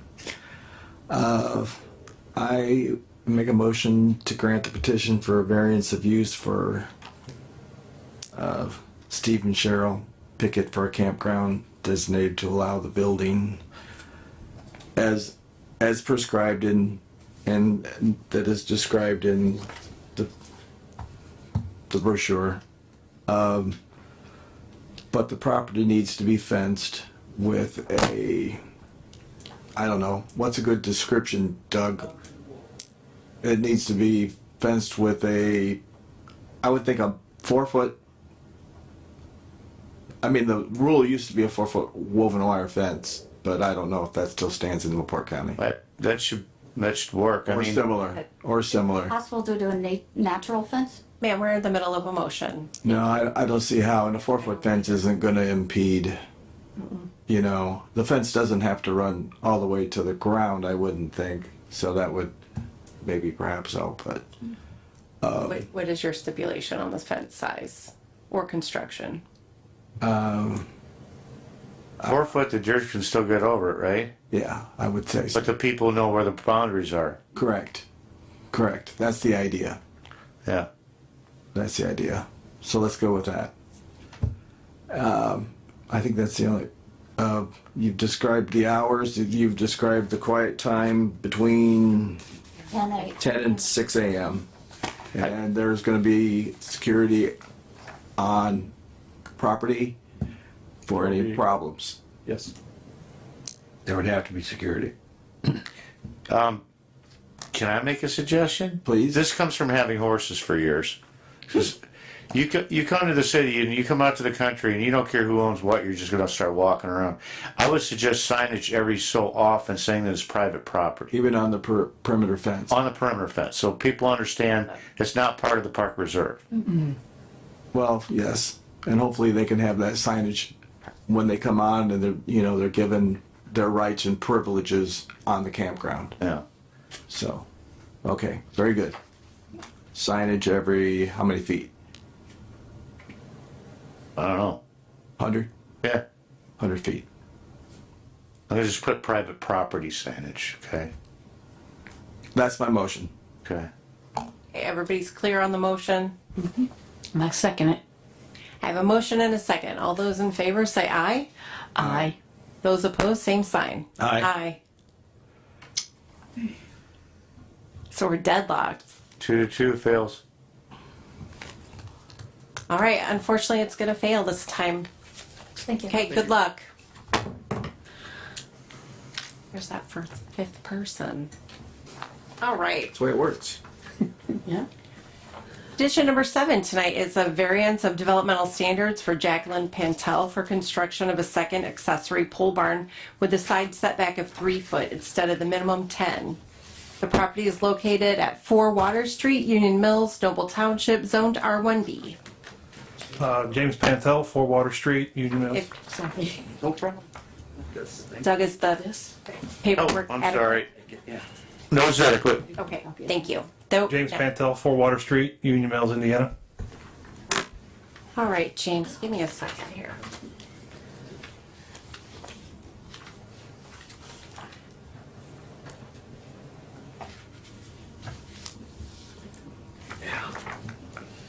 Okay. Trying to look at your drawing here. I appreciate you providing such a nice sketch. He's got a lot of stuff in there. Yeah, this is one of the problems out in Union Mills, right? The lots are small. It's hard to. Yes. What kind of things are we going to put in that? Is this strictly for storage? Yeah, I have a couple old cars. Need a place to store them. I have a tractor. I would be able to move it over 10 feet, but we have flower gardens there. This is my wife's grandmother's house. She put them in. Her grandmother put them in 20 years ago before she passed. So I would be hard pressed to tear those out without being in a lot of Wife trouble. might be mad. One neighbor sent a letter or something too. Is this the area where he's talking? Can you approach for a second? I'm putting it right here. I just kind of swear this in. Is this kind of the area where you're talking? Yes. Okay. Did anybody see that? Behind the pool. Yeah. Approximately what he's talking. Absolutely. Back here? I think. Oh, over here. Okay. Are there any remonstrators tonight for this petition? These trees being. Anybody for or against it? Ask that question.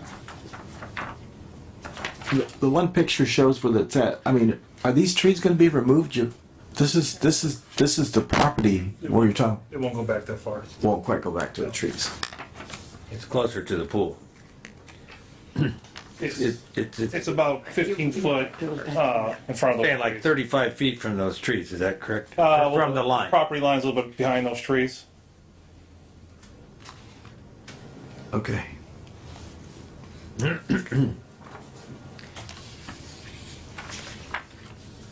30 by 40. Is that what we're looking at size-wise? Yeah, that's plenty big. Okay, there were no remonstrators. If there aren't further questions of the board, I'll entertain a motion. Just one thing, are you planning on a driveway or access or anything like that, or is this just kind of access from your yards? Yeah, I have a road down, I just have a yard down the side of my fence that I can get to it. Oh, and Glenn just pointed out, we do have a note from Glenn Sellers, apologize, Jeff Sellers, saying that he does not have a concern with the pole barn being close to his property, for the record. He's the north, He's the closest one. he's the really only one that's affected by it. Right, I saw that. Nice. Okay, so again, if there's no other questions, I'll entertain a motion. I move that we grant the petition for variance for developmental standards for Jacqueline Pantel Yes. for construction of a second accessory pole barn with a side setback of 3 feet instead of 10. I second. Okay, and I just want to make a clarification on the motion. There's no further, it's for personal storage only, no living space, no rental. No, absolutely Okay, not. very good. So I have a motion and a second. All those in favor say aye. Aye. Those opposed, same sign. Good luck. Thank you. All right. Good job, guys. Petition number 8 this evening is a variance of developmental standards for Robert and Hillary Bruce for construction of 2 guest houses, one being 456 square feet and the other is 348 square feet, all on a single property instead of one dwelling at a minimum of 1,000 square feet. Property is located south of 2525 North, 100 West, LaPorte, Center Township, zoned R1B on, is this acreage correct? 58. 50, okay, 58 acres. Okay, thank you. No, it's adequate. Great. If you would state your name and address for the record, please. Hillary Bruce, 2525 North, 100 West, LaPorte. Hillary, what are the structures going to be used for? Guest housing for our family. You're not going to be renting them out at all? No, ma'am. Are they going to use the same septic? No, we're going to have new septic installed and dig a new well. Okay. And we are using Mark Hill Construction to do that for us.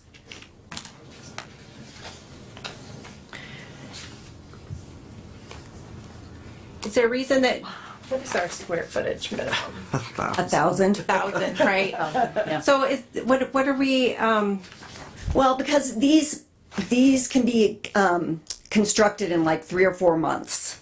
So if this were to be approved, we could have it up and running for next summer. If we build a house, we have to go through all these architecture plans and all of that, and it's just going to take, much, much longer.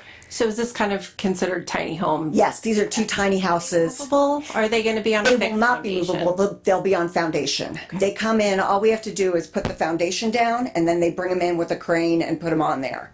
So they won't even, the trailers will leave to bring them. Okay. My sister had a tiny house, so they're cool. How far, I did bring a little, this is the, yeah, I'm seeing that. What I don't, kind of where, are they going to go back in the woods area? no, there's, if you look on the overhead map, which Yes, I'm not, And if you'd like to approach and oh, sure. mark on the map. right here. Tennis Oh, court. here it is. Did I miss it again? And you're just gonna go like on the side of the tennis, kind of like a little tennis house kind of thing. Okay. I mean, I don't even think the closest neighbor will be able to see them with the pine trees there. Okay. All right, thank you. These are for use year-round, or, Yes, but probably mostly in the summer, but yeah, we're there year round to, because there's actually Use the plumbing and Yep. stuff in there that have to be there'll be heated. heat and air conditioning. One of them will have a kitchen, the other probably won't. Just like your relatives, Yes.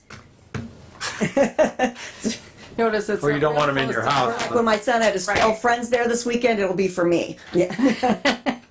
Are there any remonstrators tonight for this petition? Anybody for or against it?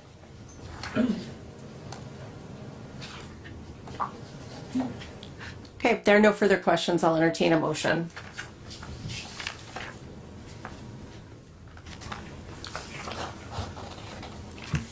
I move that we grant the petition for variance for developmental standards for Robert and Hillary Bruce for construction of 2 guest houses one being 456 square feet, the other one 348 square feet on their property for use, for personal and family use only, not as rentals. I second. I have a motion and a second. All those in favor say aye. Aye. Aye. Those opposed, same sign. Aye. Good luck. Thank you very much. Thank you.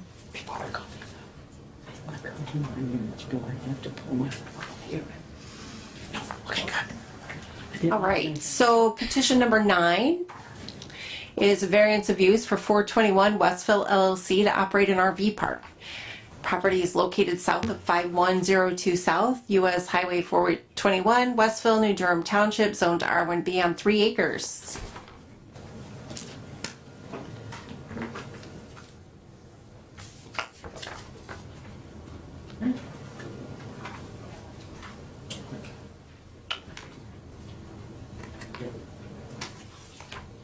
Way ahead of me then. Yeah. Thank you.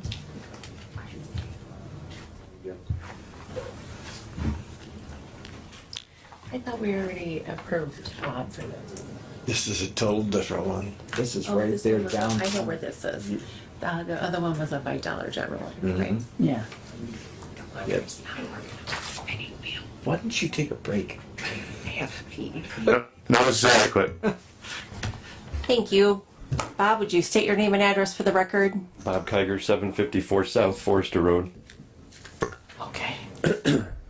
You're cleaning this guy up? Finally, hey, we just bought it. Yes, we are. Well, and you want to put So, bees in there? yes, because of the prison project, is what we've been in contact with the general contractor for the prison, and they need housing for their workers. So it's a 5-year project for the state. So they need housing, obviously, for the union carpenters and different trades that come in. Okay. So we're putting all new sewer lines, because we are connected, it is Westville Water and Sewer. So we're putting on the new sewer lines, water lines, and then electric lines, so. And been in contact with NIPSCO and everybody else already. So that's all figured out, or getting work done. Do we have any remonstrators tonight for this petition? I do have one other question. That's fine. So, I mean, I know this prison construction is going to go on for a while, but what is the long-term then thought? Well, this will last at least 5 years, so that will be discussed in 4 years. I don't have but all the infrastructure will be brought up to grade, or up to code, Okay. excuse me, and up to date, because it does have a lift station there, so we'll connect it into that. Okay. Yeah, so 5 years, I'm not sure, Glenn. All right, well, let's have a seat and hear from our remonstrators.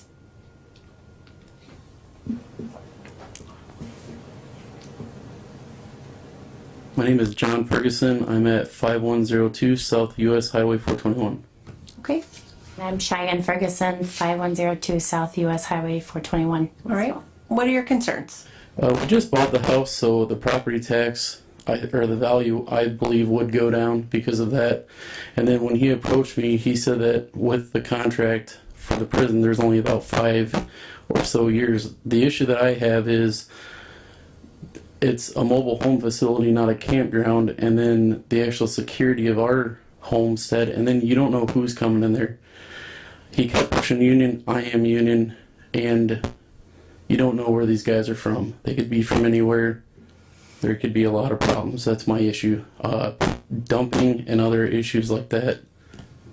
Pulling out a 421 is always a nightmare, and that can be anywhere. But you start getting bigger trucks and more traffic, that is an issue.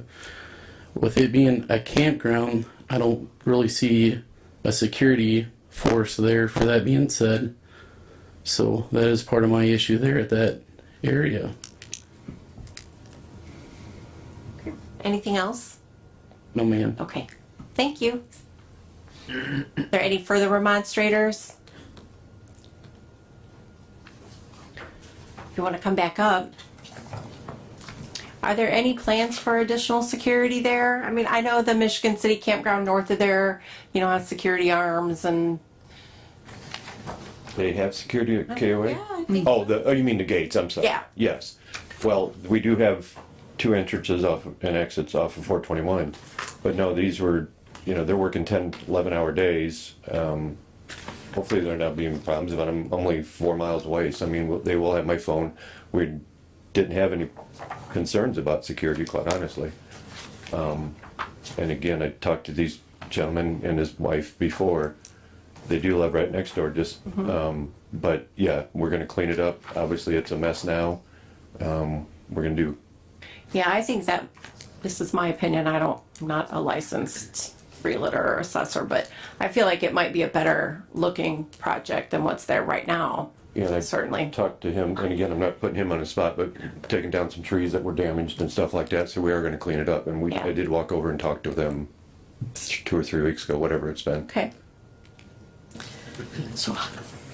So then after the, if we give you a variance for the campground and in 5 years the work is over, you don't have any plans yet. We don't know what the Do not- long term. Honestly, we do not for long term. Yeah, it's a 4 to 5 year project. And then we'll see after, if they do another addition or whatever, who knows what the state, I'm not saying that would be, but no, we don't plan on, I mean, once the union workers, that's our project, or our plans is for housing for them. So will there be a screening process for campers? Well, Well, what are your thoughts? yeah, these are union people, not just saying, these are workers that's gonna come in and they do transient, they do. Because you can't limit it to just them, right? Or Are you Sorry? are you limiting it to just those workers that are Yes, working correct. on that Yeah, project? it's not a off-the-street campground, no, Okay. that is correct, it is not, definitely, it's just for the workers, yes.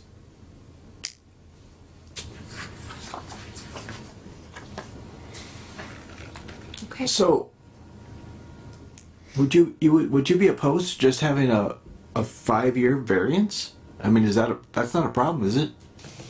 No, or you could grant the variance and make them come back in 5 years and describe their plan. Yeah. So I know New That Durham, might give the neighbors some. I mean, these workers are going to be in the area. well, New Durham right up the road is doing exactly this. Actually, he's adding spaces, I think. He got a variance, obviously, for. Yeah, there's been a lot of inquiries because this isn't the only project we got going. We've got a lot getting built in this county, and there's a shortage. Because that's my only concern, to eliminate it to 5 years, just saying just this project, because there is other projects that is a demand for this type. Well, but I think at that point it should be looked at again. Revisited. Well, yeah, I think what they're saying is, what I would suggest is if you choose to grant the variance, then set a follow-up in 5 years so you can apprise the BZA, because there's not a long-term plan. Correct. So you can present that, and if it gets extended for another 5 years, whatever it is, but that way the BZA has some oversight of what your long-term is. That's fine, as long as, again, like Mr. BG said, is the prison project lasts 6 years, I don't want to be cut off, but yes, we'd be willing to come back in 5 years. We've done that on many projects. It's kind of a check-in to give them status on what's happening. I totally agree. What do you think about fencing on this? I mean, Because there's cornfields behind, and so that's kind of, and then there is a fence, tree row fence between these people, and we talked about keeping that so they wouldn't, and we might add some more trees to their side of the north property, their south side, and then the south side of our property, it's field, so it's all cornfield already, or farm, we're planting corn this year, Glenn. But no, we're planning on putting up fencing, because I'm putting enough money into the infrastructure already, so we're trying to keep the cost Right. for that reason. Because it is farm field on. well, I mean, you've got limited space there, and like we're talking, it's hard getting in and out anyway. You don't want one more thing blocking you. Blocking it. Actually, it gets difficult. And you're going to have 36 spots Up in here? Tony Hendricks designed it, so it's 35 east to 40 max. It all depends, because we're going to extend it on the south side within the property. So we have up to 40 at the most, if that. So you're providing sewer and hookups and concrete pads, but no RVs. I mean, they're bringing their own. Yes, correct. We're not. This isn't a mobile home park. No, sir. This is strictly for fifth wheels, mobile homes, trailers, And you whatever have they to live in. fulfill all of the guidelines the state has for this Correct. type of thing. Yeah, it's So a- I mean, sirens or whatever's prescribed by them for. Well, let's be clear, for an RV park, right? Because there's a Right. different set of rules for mobile home parks. Yes. Sure. Yeah. So it's not mobile homes, it's just the Right. RV, Right. which is still a mobile home, but yeah. Of sorts. of sorts. But to answer your question, water and sewer and electric to them. We're not, no LP gas or no natural gas, just to clarify. Yeah. If there are no further questions, I'll entertain a motion. I'll make a motion that the petition for variance of use for 421 Westville LLC to operate an RV park be granted for a period of 5 years and then to be revisited. Okay. Is that from today? No. From the first of the year? April. It's going to take, may I speak? 3 months, 4 months to do the infrastructure. So yeah, we would think sometime in April-ish. Okay. I suggest from A year completion of construction. Yeah. Okay. From completion of construction. For 5 years. Okay. Yes. Renewable. Renewable if necessary. I have a motion. Do I have a second? Second. All those in favor say aye. Aye. Aye. Those opposed, same sign. Thank you. Good luck. Right. Let's see where we're at. I know you guys are all waiting for the last one. I'm sorry. Petition for variance of developmental standards for Glenn T. and Michelle D. Welton, seller, and Kevin Vance Welton, buyer, to split a property. Parent parcel will retain 2.3 acres and 280 feet of frontage. The new parcel will have 1 acre and no road frontage, but will have access via an established easement and to build a home. Property is located at 7793 South Sand Road, Union Mills, Noble Township, zoned R1B on 3.366 acres. All in one breath. That was good. Wow.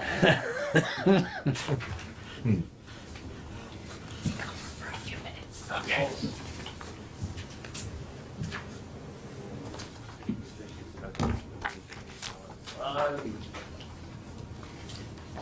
Oh, I bet there's a lot of neighbors.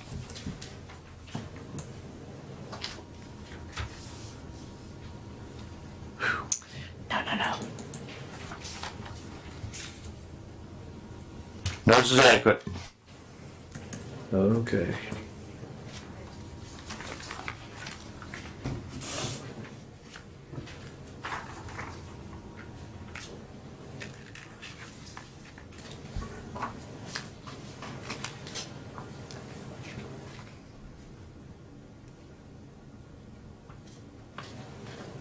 I feel like we should wait a minute. Let's be right back.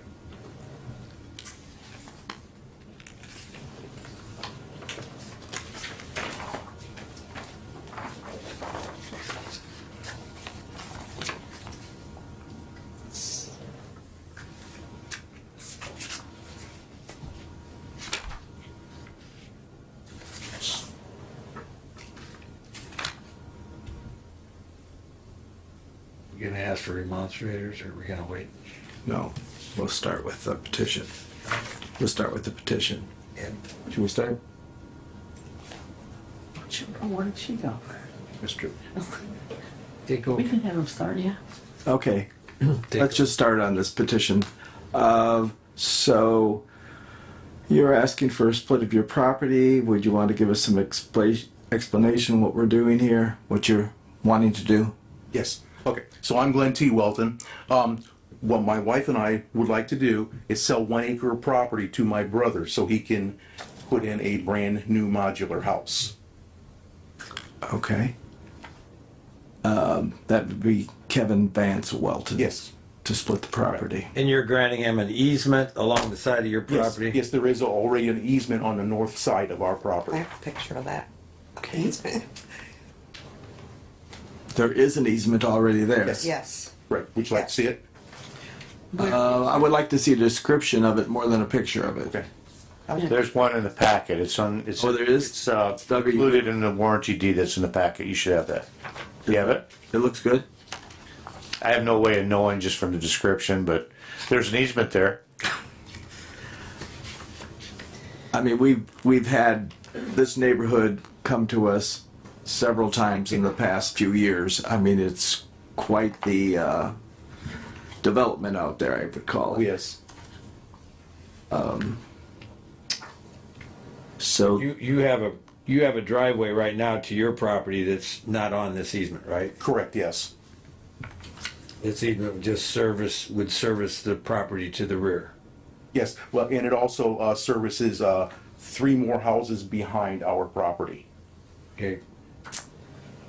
But you use the road for your home? We don't use the road, no, we have our own driveway. Okay. On the deed, it doesn't give a specific width of that easement. It just says an easement for ingress and egress. There's no It's defined. 30 feet wide. Is it 30 feet? Yes. But I'm not seeing where. So obviously, the rule on zoning is because we want to make sure that there's not too many driveways Oh, exactly, under yes. the roads. Of course, there's an established easement there. I don't know how much it would get used, but it's already a driveway, right? Yes. You know this neighborhood. I do. He's just described it. He's just selling to his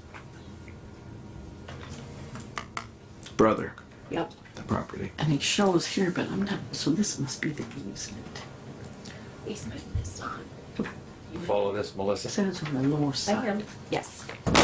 Oops, sorry. If I could just jump in and say that I walked the easement, it's paved, it looks like a regular road, but it's a private road, and it's already used by the houses in the back, so this would just be one more From here person all the using way it. up. Oh. He's gonna be here. I think it's had to ask for a remonstrance. Okay. Are there any remonstrators tonight for this petition? Anybody for or against it? Any remonstrators? Okay, hearing and seeing none. There are further questions from the board? If not, I'll entertain a motion. I move that we grant the petition for variance of developmental standards for Glenn and Michelle Welton seller and Kevin Vance Welton buyer to split the property, with the parcel being basically 2.3 acres and 1 acre. Is that what? Yes. Yeah. And but with no road frontage, but the easement to access that 1 acres. Correct, yes. And no further subdivision. What's that? And no further subdivision. And no further subdivision of the area. That's about it. That's about all you can get on there. Can't get much more in there. All there's going back. Yeah. Someday, this property is going to want to be sold, and that becomes Yes. an issue, perhaps. Exactly. Okay, I'll second. Okay, I have a motion and a second. All those in favor say aye. Hi. Aye. Aye. Those opposed, same sign. Okay. Congratulations. Thank you very much. Have a great night. Thank you. All right, the one everyone's been waiting for. Oh, Apparently. Wow. Yeah. oh my gosh. This is a long one. Petition number 11 is a special exception for Emery Investments LLC for depacking of hand sanitizer, removing liquid from plastic package, processing in general. There's an attachment. Property is located at 3522 South State Road 104, LaPorte, Pleasant Township, zoned M1 on 29 acres. Mr. Zedek, if you state your name and address for the record. Notice adequate. And you were behind the 8 ball last time. All right. My name is Dennis Zedike. I reside at 2010 Michigan Avenue in LaPorte, Indiana. I just want to state that I've been a LaPorte resident since 2007, and we've been operating on site in Stillwell since January of 2012. We're here because we were told by BZA to apply for a special variance versus the current industrial zoning that we have now. We don't believe we need an additional variance as we are properly zoned for manufacturing. A little bit of what we do is we bring in a multitude of various raw ingredients, feed ingredients via rail, approximately 450 rail cars per year. Jam from Zentis and Plymouth, approximately 450,000 pounds per month. Fish oil pills for, we actually extract the fish oil from the pills. We depackage and process ketchup, mayonnaise, used cooking oil, and hand sanitizer. It's all for depackaging and repackaging, most of which goes into the agricultural sector for feed. We do not handle any petroleum products. Okay. Again, we don't believe the special variance applies to us. We're currently working with IDEM to properly classify hand sanitizer and have a meeting, when we actually have a meeting with them on December 14th. As you may know, during the COVID times, there was a huge amount of hand sanitizer that was produced to handle COVID, and it's now expiring. We are part of the solution for this large amount of hand sanitizer that's in the United States. We bring it in, we extract the jugs from the cardboard, we bale the cardboard, it goes for recycling. We shred the jugs and recover the liquid, which goes to LaPorte cement kiln for line flush and ultimately for burning. And then the plastic is either recycled, incinerated, or goes to a landfill. Also here joining with me is Jacob Zatorsky. He's with HS&E, and he's our environmental consultant who can handle any technical or regulatory questions. Thank you. How many facilities like this do you operate? We have 3.5 facilities. We have a facility in Defiance, Ohio that just does glycerin processing, which is a byproduct of biodiesel production. The facility in Keokuk, Iowa, which does exactly the same thing as the one in Ohio. We just do glycerin processing there. And then the facility here, we do railcar transloading, waste human food, animal feed applications, and depackaging. And then we have a joint venture in Georgia, which again just handles glycerin processing.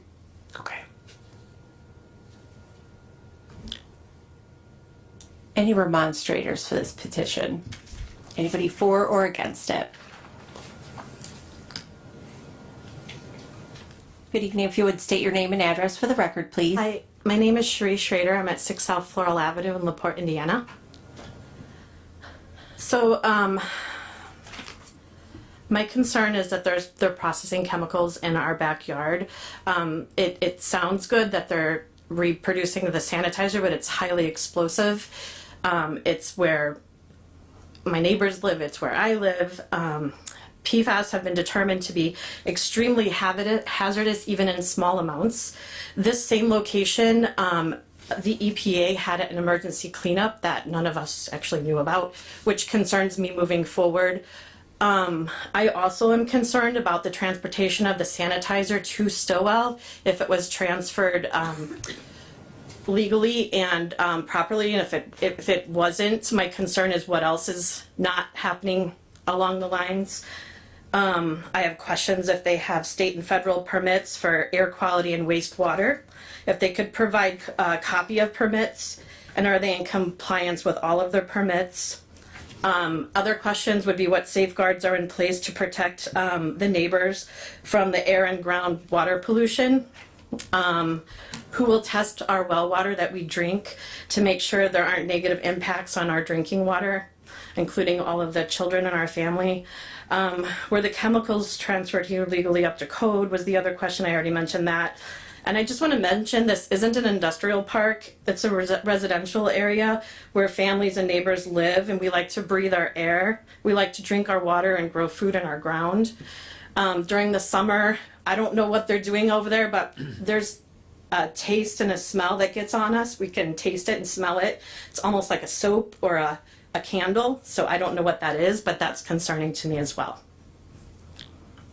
Thank you. I have a question, but I don't know if I should ask it here. You can ask it. When there are variances or when like the EPA happened, how can we get informed, or how do only certain people get? You can get in touch with the EPA. The EPA, exactly. Okay. Yeah, thank you. You certainly can. You might also want to check here with IDEM. IDEM, yeah. Yes, Indiana Department of Environmental Management. Thank you. I noticed that we have some of our emergency response people here. If any one of you can come up and maybe talk a little bit about, there was a fire here in LaPorte where hand sanitizer, yeah, I'm looking at you, Matt. There was hand sanitizer fire that was kind of large, and then there's another incident out in the Stillwater area. Matt Deckard, 1482 West, 500 South, LaPorte. I don't really want to speak on the City LaPorte fire. We were only covering them during that. I wasn't actually at that facility when it was, so I don't think it's appropriate to speak about that. Okay. However, I have been on two large scale and one more minor incident out at the Stillwell facility. I'd call them large scale incidents just because of the amount of fire departments, the amount of water, county resources we used to go out there and extinguish these fires. At two different large scale ones and one smaller one that was outside the facility. Our concern as the first responders is the flammability of the hand sanitizer and the plastic bottles of what's left in those afterwards, and the large amount of outside storage of that. We have had some damages to our equipment and other departments around the area that we've had to make different claims to insurance to get that stuff replaced. We just don't have the budget to replace that stuff. So unfortunately, we've had multiple insurance claims this year to replace some of that stuff per the manufacturer's recommendations. So that's just some of our few concerns. Okay, thank you so much. Remonstrators, if you'd like to come forward, please. Good evening. My name's Jim Zatorsky. I'm the Managing Director of HS&E Compliance Resources. Just to be clear, when we received the letter from the building commissioner, it was referencing an ordinance in the city that basically prohibited the handling of hazardous waste. And there's some other industrial waste, but and what's at issue here is really applicability. What we're doing at that location is we're doing what a lot of other locations do, where we bring a material in and we reuse it. The hand sanitizer that comes in gets used as a lubricant. It's not being dealt with as a waste. And that's very consistent with the RECRA regulations. If you look at the federal and state rules, they're very clear that for something to be a hazardous waste, it has to be a solid waste. And by definition, that doesn't mean something that's solid. What it means is it has to be inherently waste-like. If it's reused or reused in an industrial process, it is not considered a hazardous waste. And that's consistent across the country. That's a federal regulation. As Jacob pointed out, we're meeting with IDEM because of the issue with how do you apply that right now to all the hand sanitizer, which as an industry, we were out like everybody making this because of the crisis. That's not why we're here. We all recognize the issue of COVID. But this material actually goes into the treatment of biosystems for wastewater. It's used as an effective lubricant. In industry, a lot of times solvents and stuff that are considered waste go into things like degreasers and parts, and that's at the hierarchy of what EPA looks at for waste minimization. So we're meeting with IDEM right now. IDEM came on the site and looked at it and said, you know, this is a big issue with where it's going, or where we need to figure it out. And our request would be, because from an applicability standpoint, allow that meeting to happen, because I'm not sure what you would be voting on here. We don't need a variance. I mean, we operate in an area that's zoned properly for industry, and we're not processing hazardous waste. We're reusing it. And that's a phone call away to IDEM to understand it. I think that meeting is on December 15th. So I think until that's resolved, then we would gladly come back with that resolution. And if it's determined that this is a waste activity, then as appropriate, we would sit in front of this group and try to file for a variance. But right now, the reuse exclusion is used throughout the country, and it's something that's withstood law for many years. And so I would ask you to take that into account, because we're getting into a legal issue here. As far as the chemicals, and I just will make this comment because there's concerns, the chemicals are flammable, they're not explosive, but there's a tremendous amount of process safety work that's going on at that facility right now. We do care about that. We've had some incidents, and Dennis has talked about them. We've also agreed with the state of Indiana. They've been on site. We brought them back voluntarily, and we're taking what's called a process safety approach, and that's not a catchword. That's a series of layers of protection or rules to make sure that the facility is safe. We've also re-engineered the burning system, or not the burning system, the cutting system, so there's not a burn by nitrogen purging the whole location. So we do continue to take a look at that, but strictly, when it comes to how this applies to an ordinance, there's really nothing to appeal. We were asked to be here, that's why we're here. Thank you. That's our position. I have a question for our legal counsel here for a second before we get our next response. Yeah. I don't know why we're even, number one, I'm not a chemist, but obviously this is zoned light industrial. Is it is the variance being sought because this needs to be more than light industrial? Let's be clear. We're talking about special exception because I got M1 as a zoning there. This is kind of like the battery facility. We have not run across this before. The processing hand sanitizer has caused multiple fires. It's caused a significant cost for volunteer fire departments. I don't know if you folks are aware, but I've met with the heads of the fire departments as well as, we had, 12 people there? We have a concern. But We're not saying, we're not trying to shut any... Question, I don't know, it's more of a question for IDEM and everybody else. No, we have a local issue in that this facility's caught on fire several times, and it's costing the county money, okay? We have to address that in some way. Okay. IDEM's been there, I think EPA's been there. Their task is not our task. This is our way to locally address this issue in that we don't have anything in the zoning code. We have no category for this type of facility. Okay? So my thought was we take an approach to this similar to we took to the battery facility. Because we're not, you're right, we're not chemists. But when I have a meeting in my office with a dozen local officials concerned about the safety and the cost of this process, we not only need to educate ourselves, but work with these folks to make it safer. That's why they're here. You decide what you want to decide, but right now, and I'm drafting something now, not after the fact and not to be punitive to you folks, we have nothing on the books. If we have a fire, they can't go in and respect. There's nothing on the books to do that. Okay?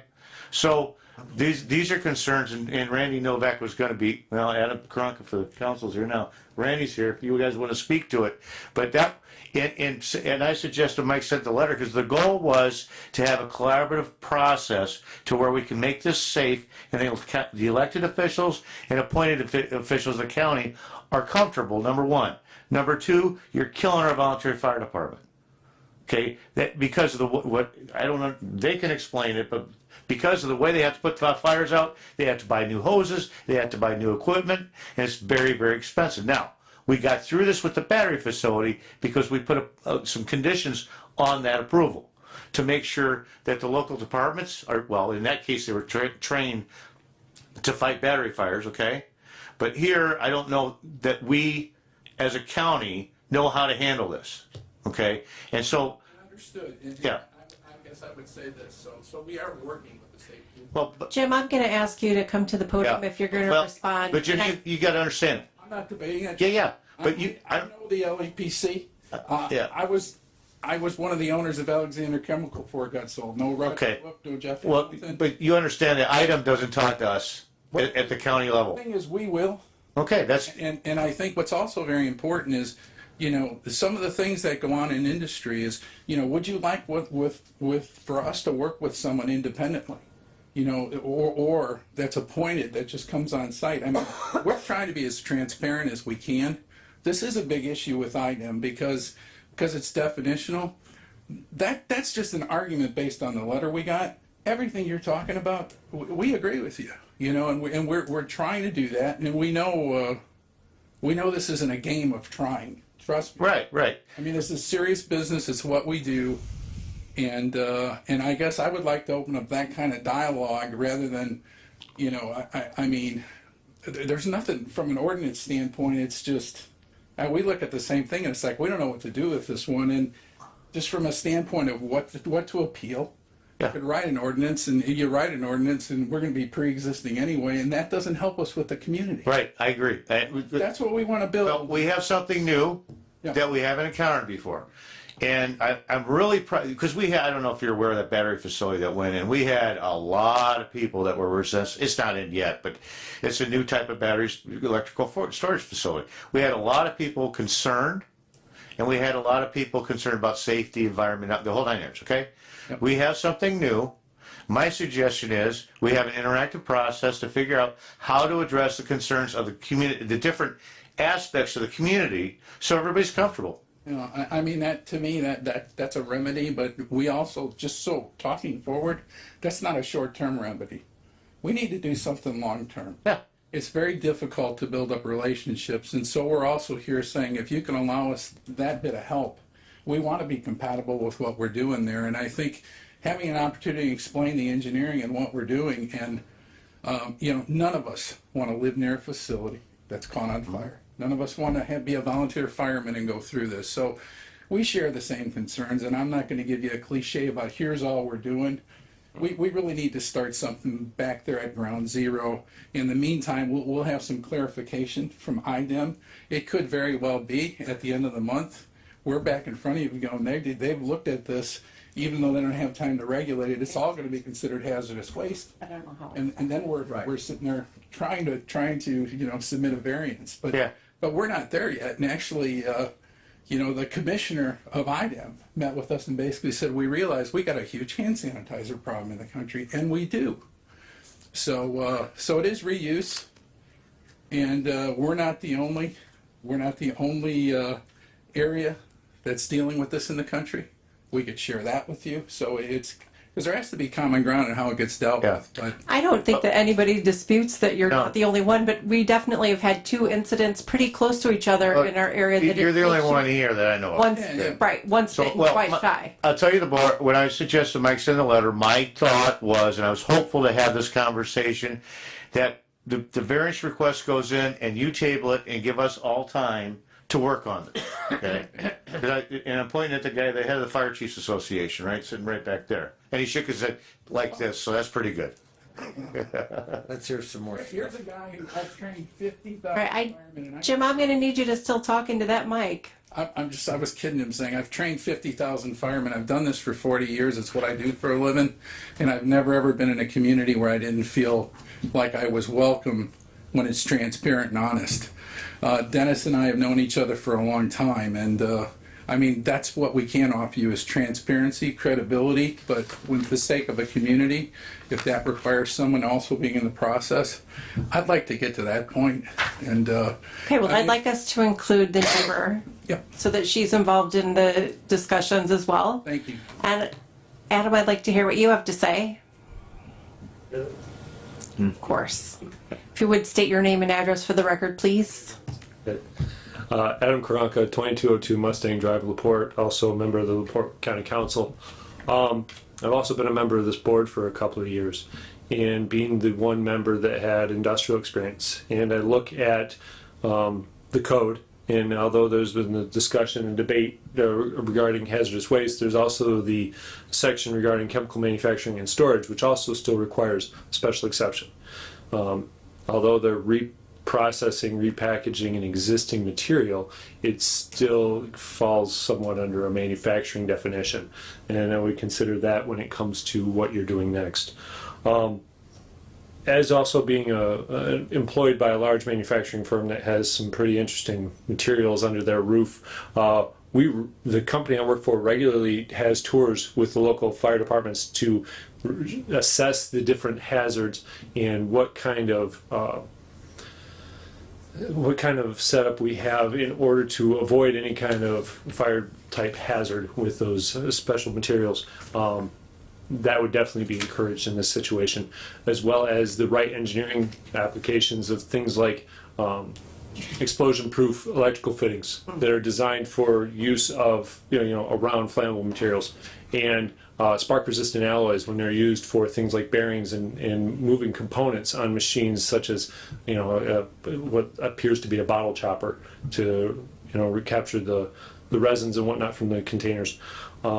So the idea of tabling based off this IDEM discussion is probably worthwhile, but I'd also consider it when it comes to the local fire departments assessing it when it's not under, when you're actually trying to douse it with water and lots of flames around you, as well as maybe, I don't know if it falls under this board, but anything really related to, NFPA or OSHA related to how to handle those sorts of processes in a manufacturing environment.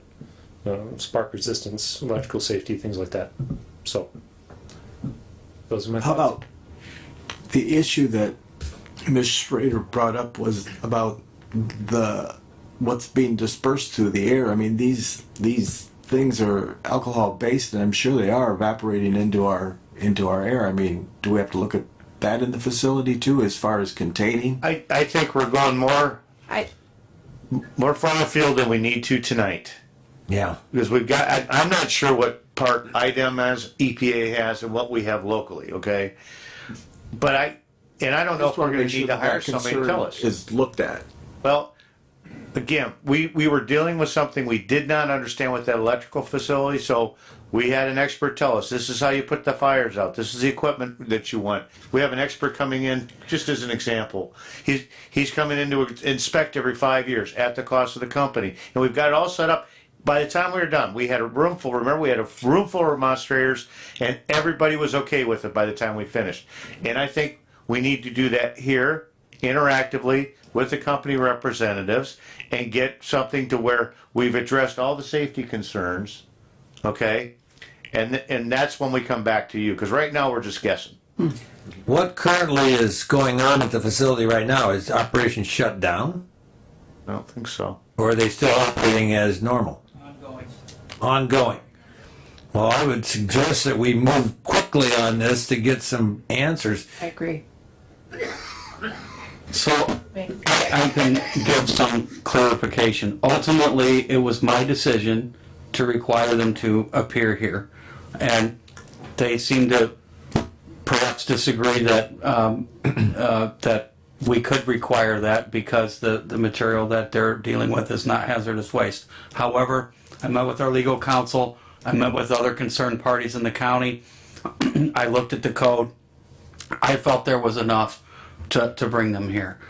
So that's one issue, whether that can be appealed or not. There was more of a purpose for it. I wanted to start a dialogue. I wanted to see what was going on in that place. I wanted to give this board an opportunity to ask questions and have oversight and even impose conditions if the special exception was approved, which is how we treat all special exceptions and why they exist. So there is a precedent for it. And it also gives the petitioners the chance to come up, answer questions, introduce themselves, have the dialogue. And there has been some conversation tonight, but there's something missing that I want to hear, and I want it to be out in the public. I want to know what's been done since the last fire. And this has been told to me. I went to the facility. They were very, very nice. They welcomed me in. I took a tour of it. But I want the statements to be made. What equipment was taken out of service? What was done? So that that's out there. And then we can continue our Q&A. I think Randy has something to Yeah. say. Would you like to come up? Now we're, Your turn, Randy. Come on. yeah, I'd like to hear his comments and then you can address everything all at once if that's necessary. So come on up, Mr. Novak, please. Good evening. Not used to being on this end, but Randy Novak, LaPorte County Council, LaPorte County Fire Chiefs Association, retired Michigan City Fire Department, 33 years, fire chief, fire inspector. Our concern is, it was brought to our attention with the volunteer departments that we have in the community, because they might not realize it, and you guys might, and I have nothing against, we're all proactive for business in LaPorte County. But when they have a fire and they lose a set of turnout gear because it gets contaminated, so you got to understand, everything nowadays is, turnout gear is good for 10 years and you dispose of it. I mean, everything, if it gets contaminated, you dispose of it. Or you have to have it professionally cleaned, but I don't know if they could. It's $3,000 a set. These departments don't have $3,000 to keep buying sets of turnout gear.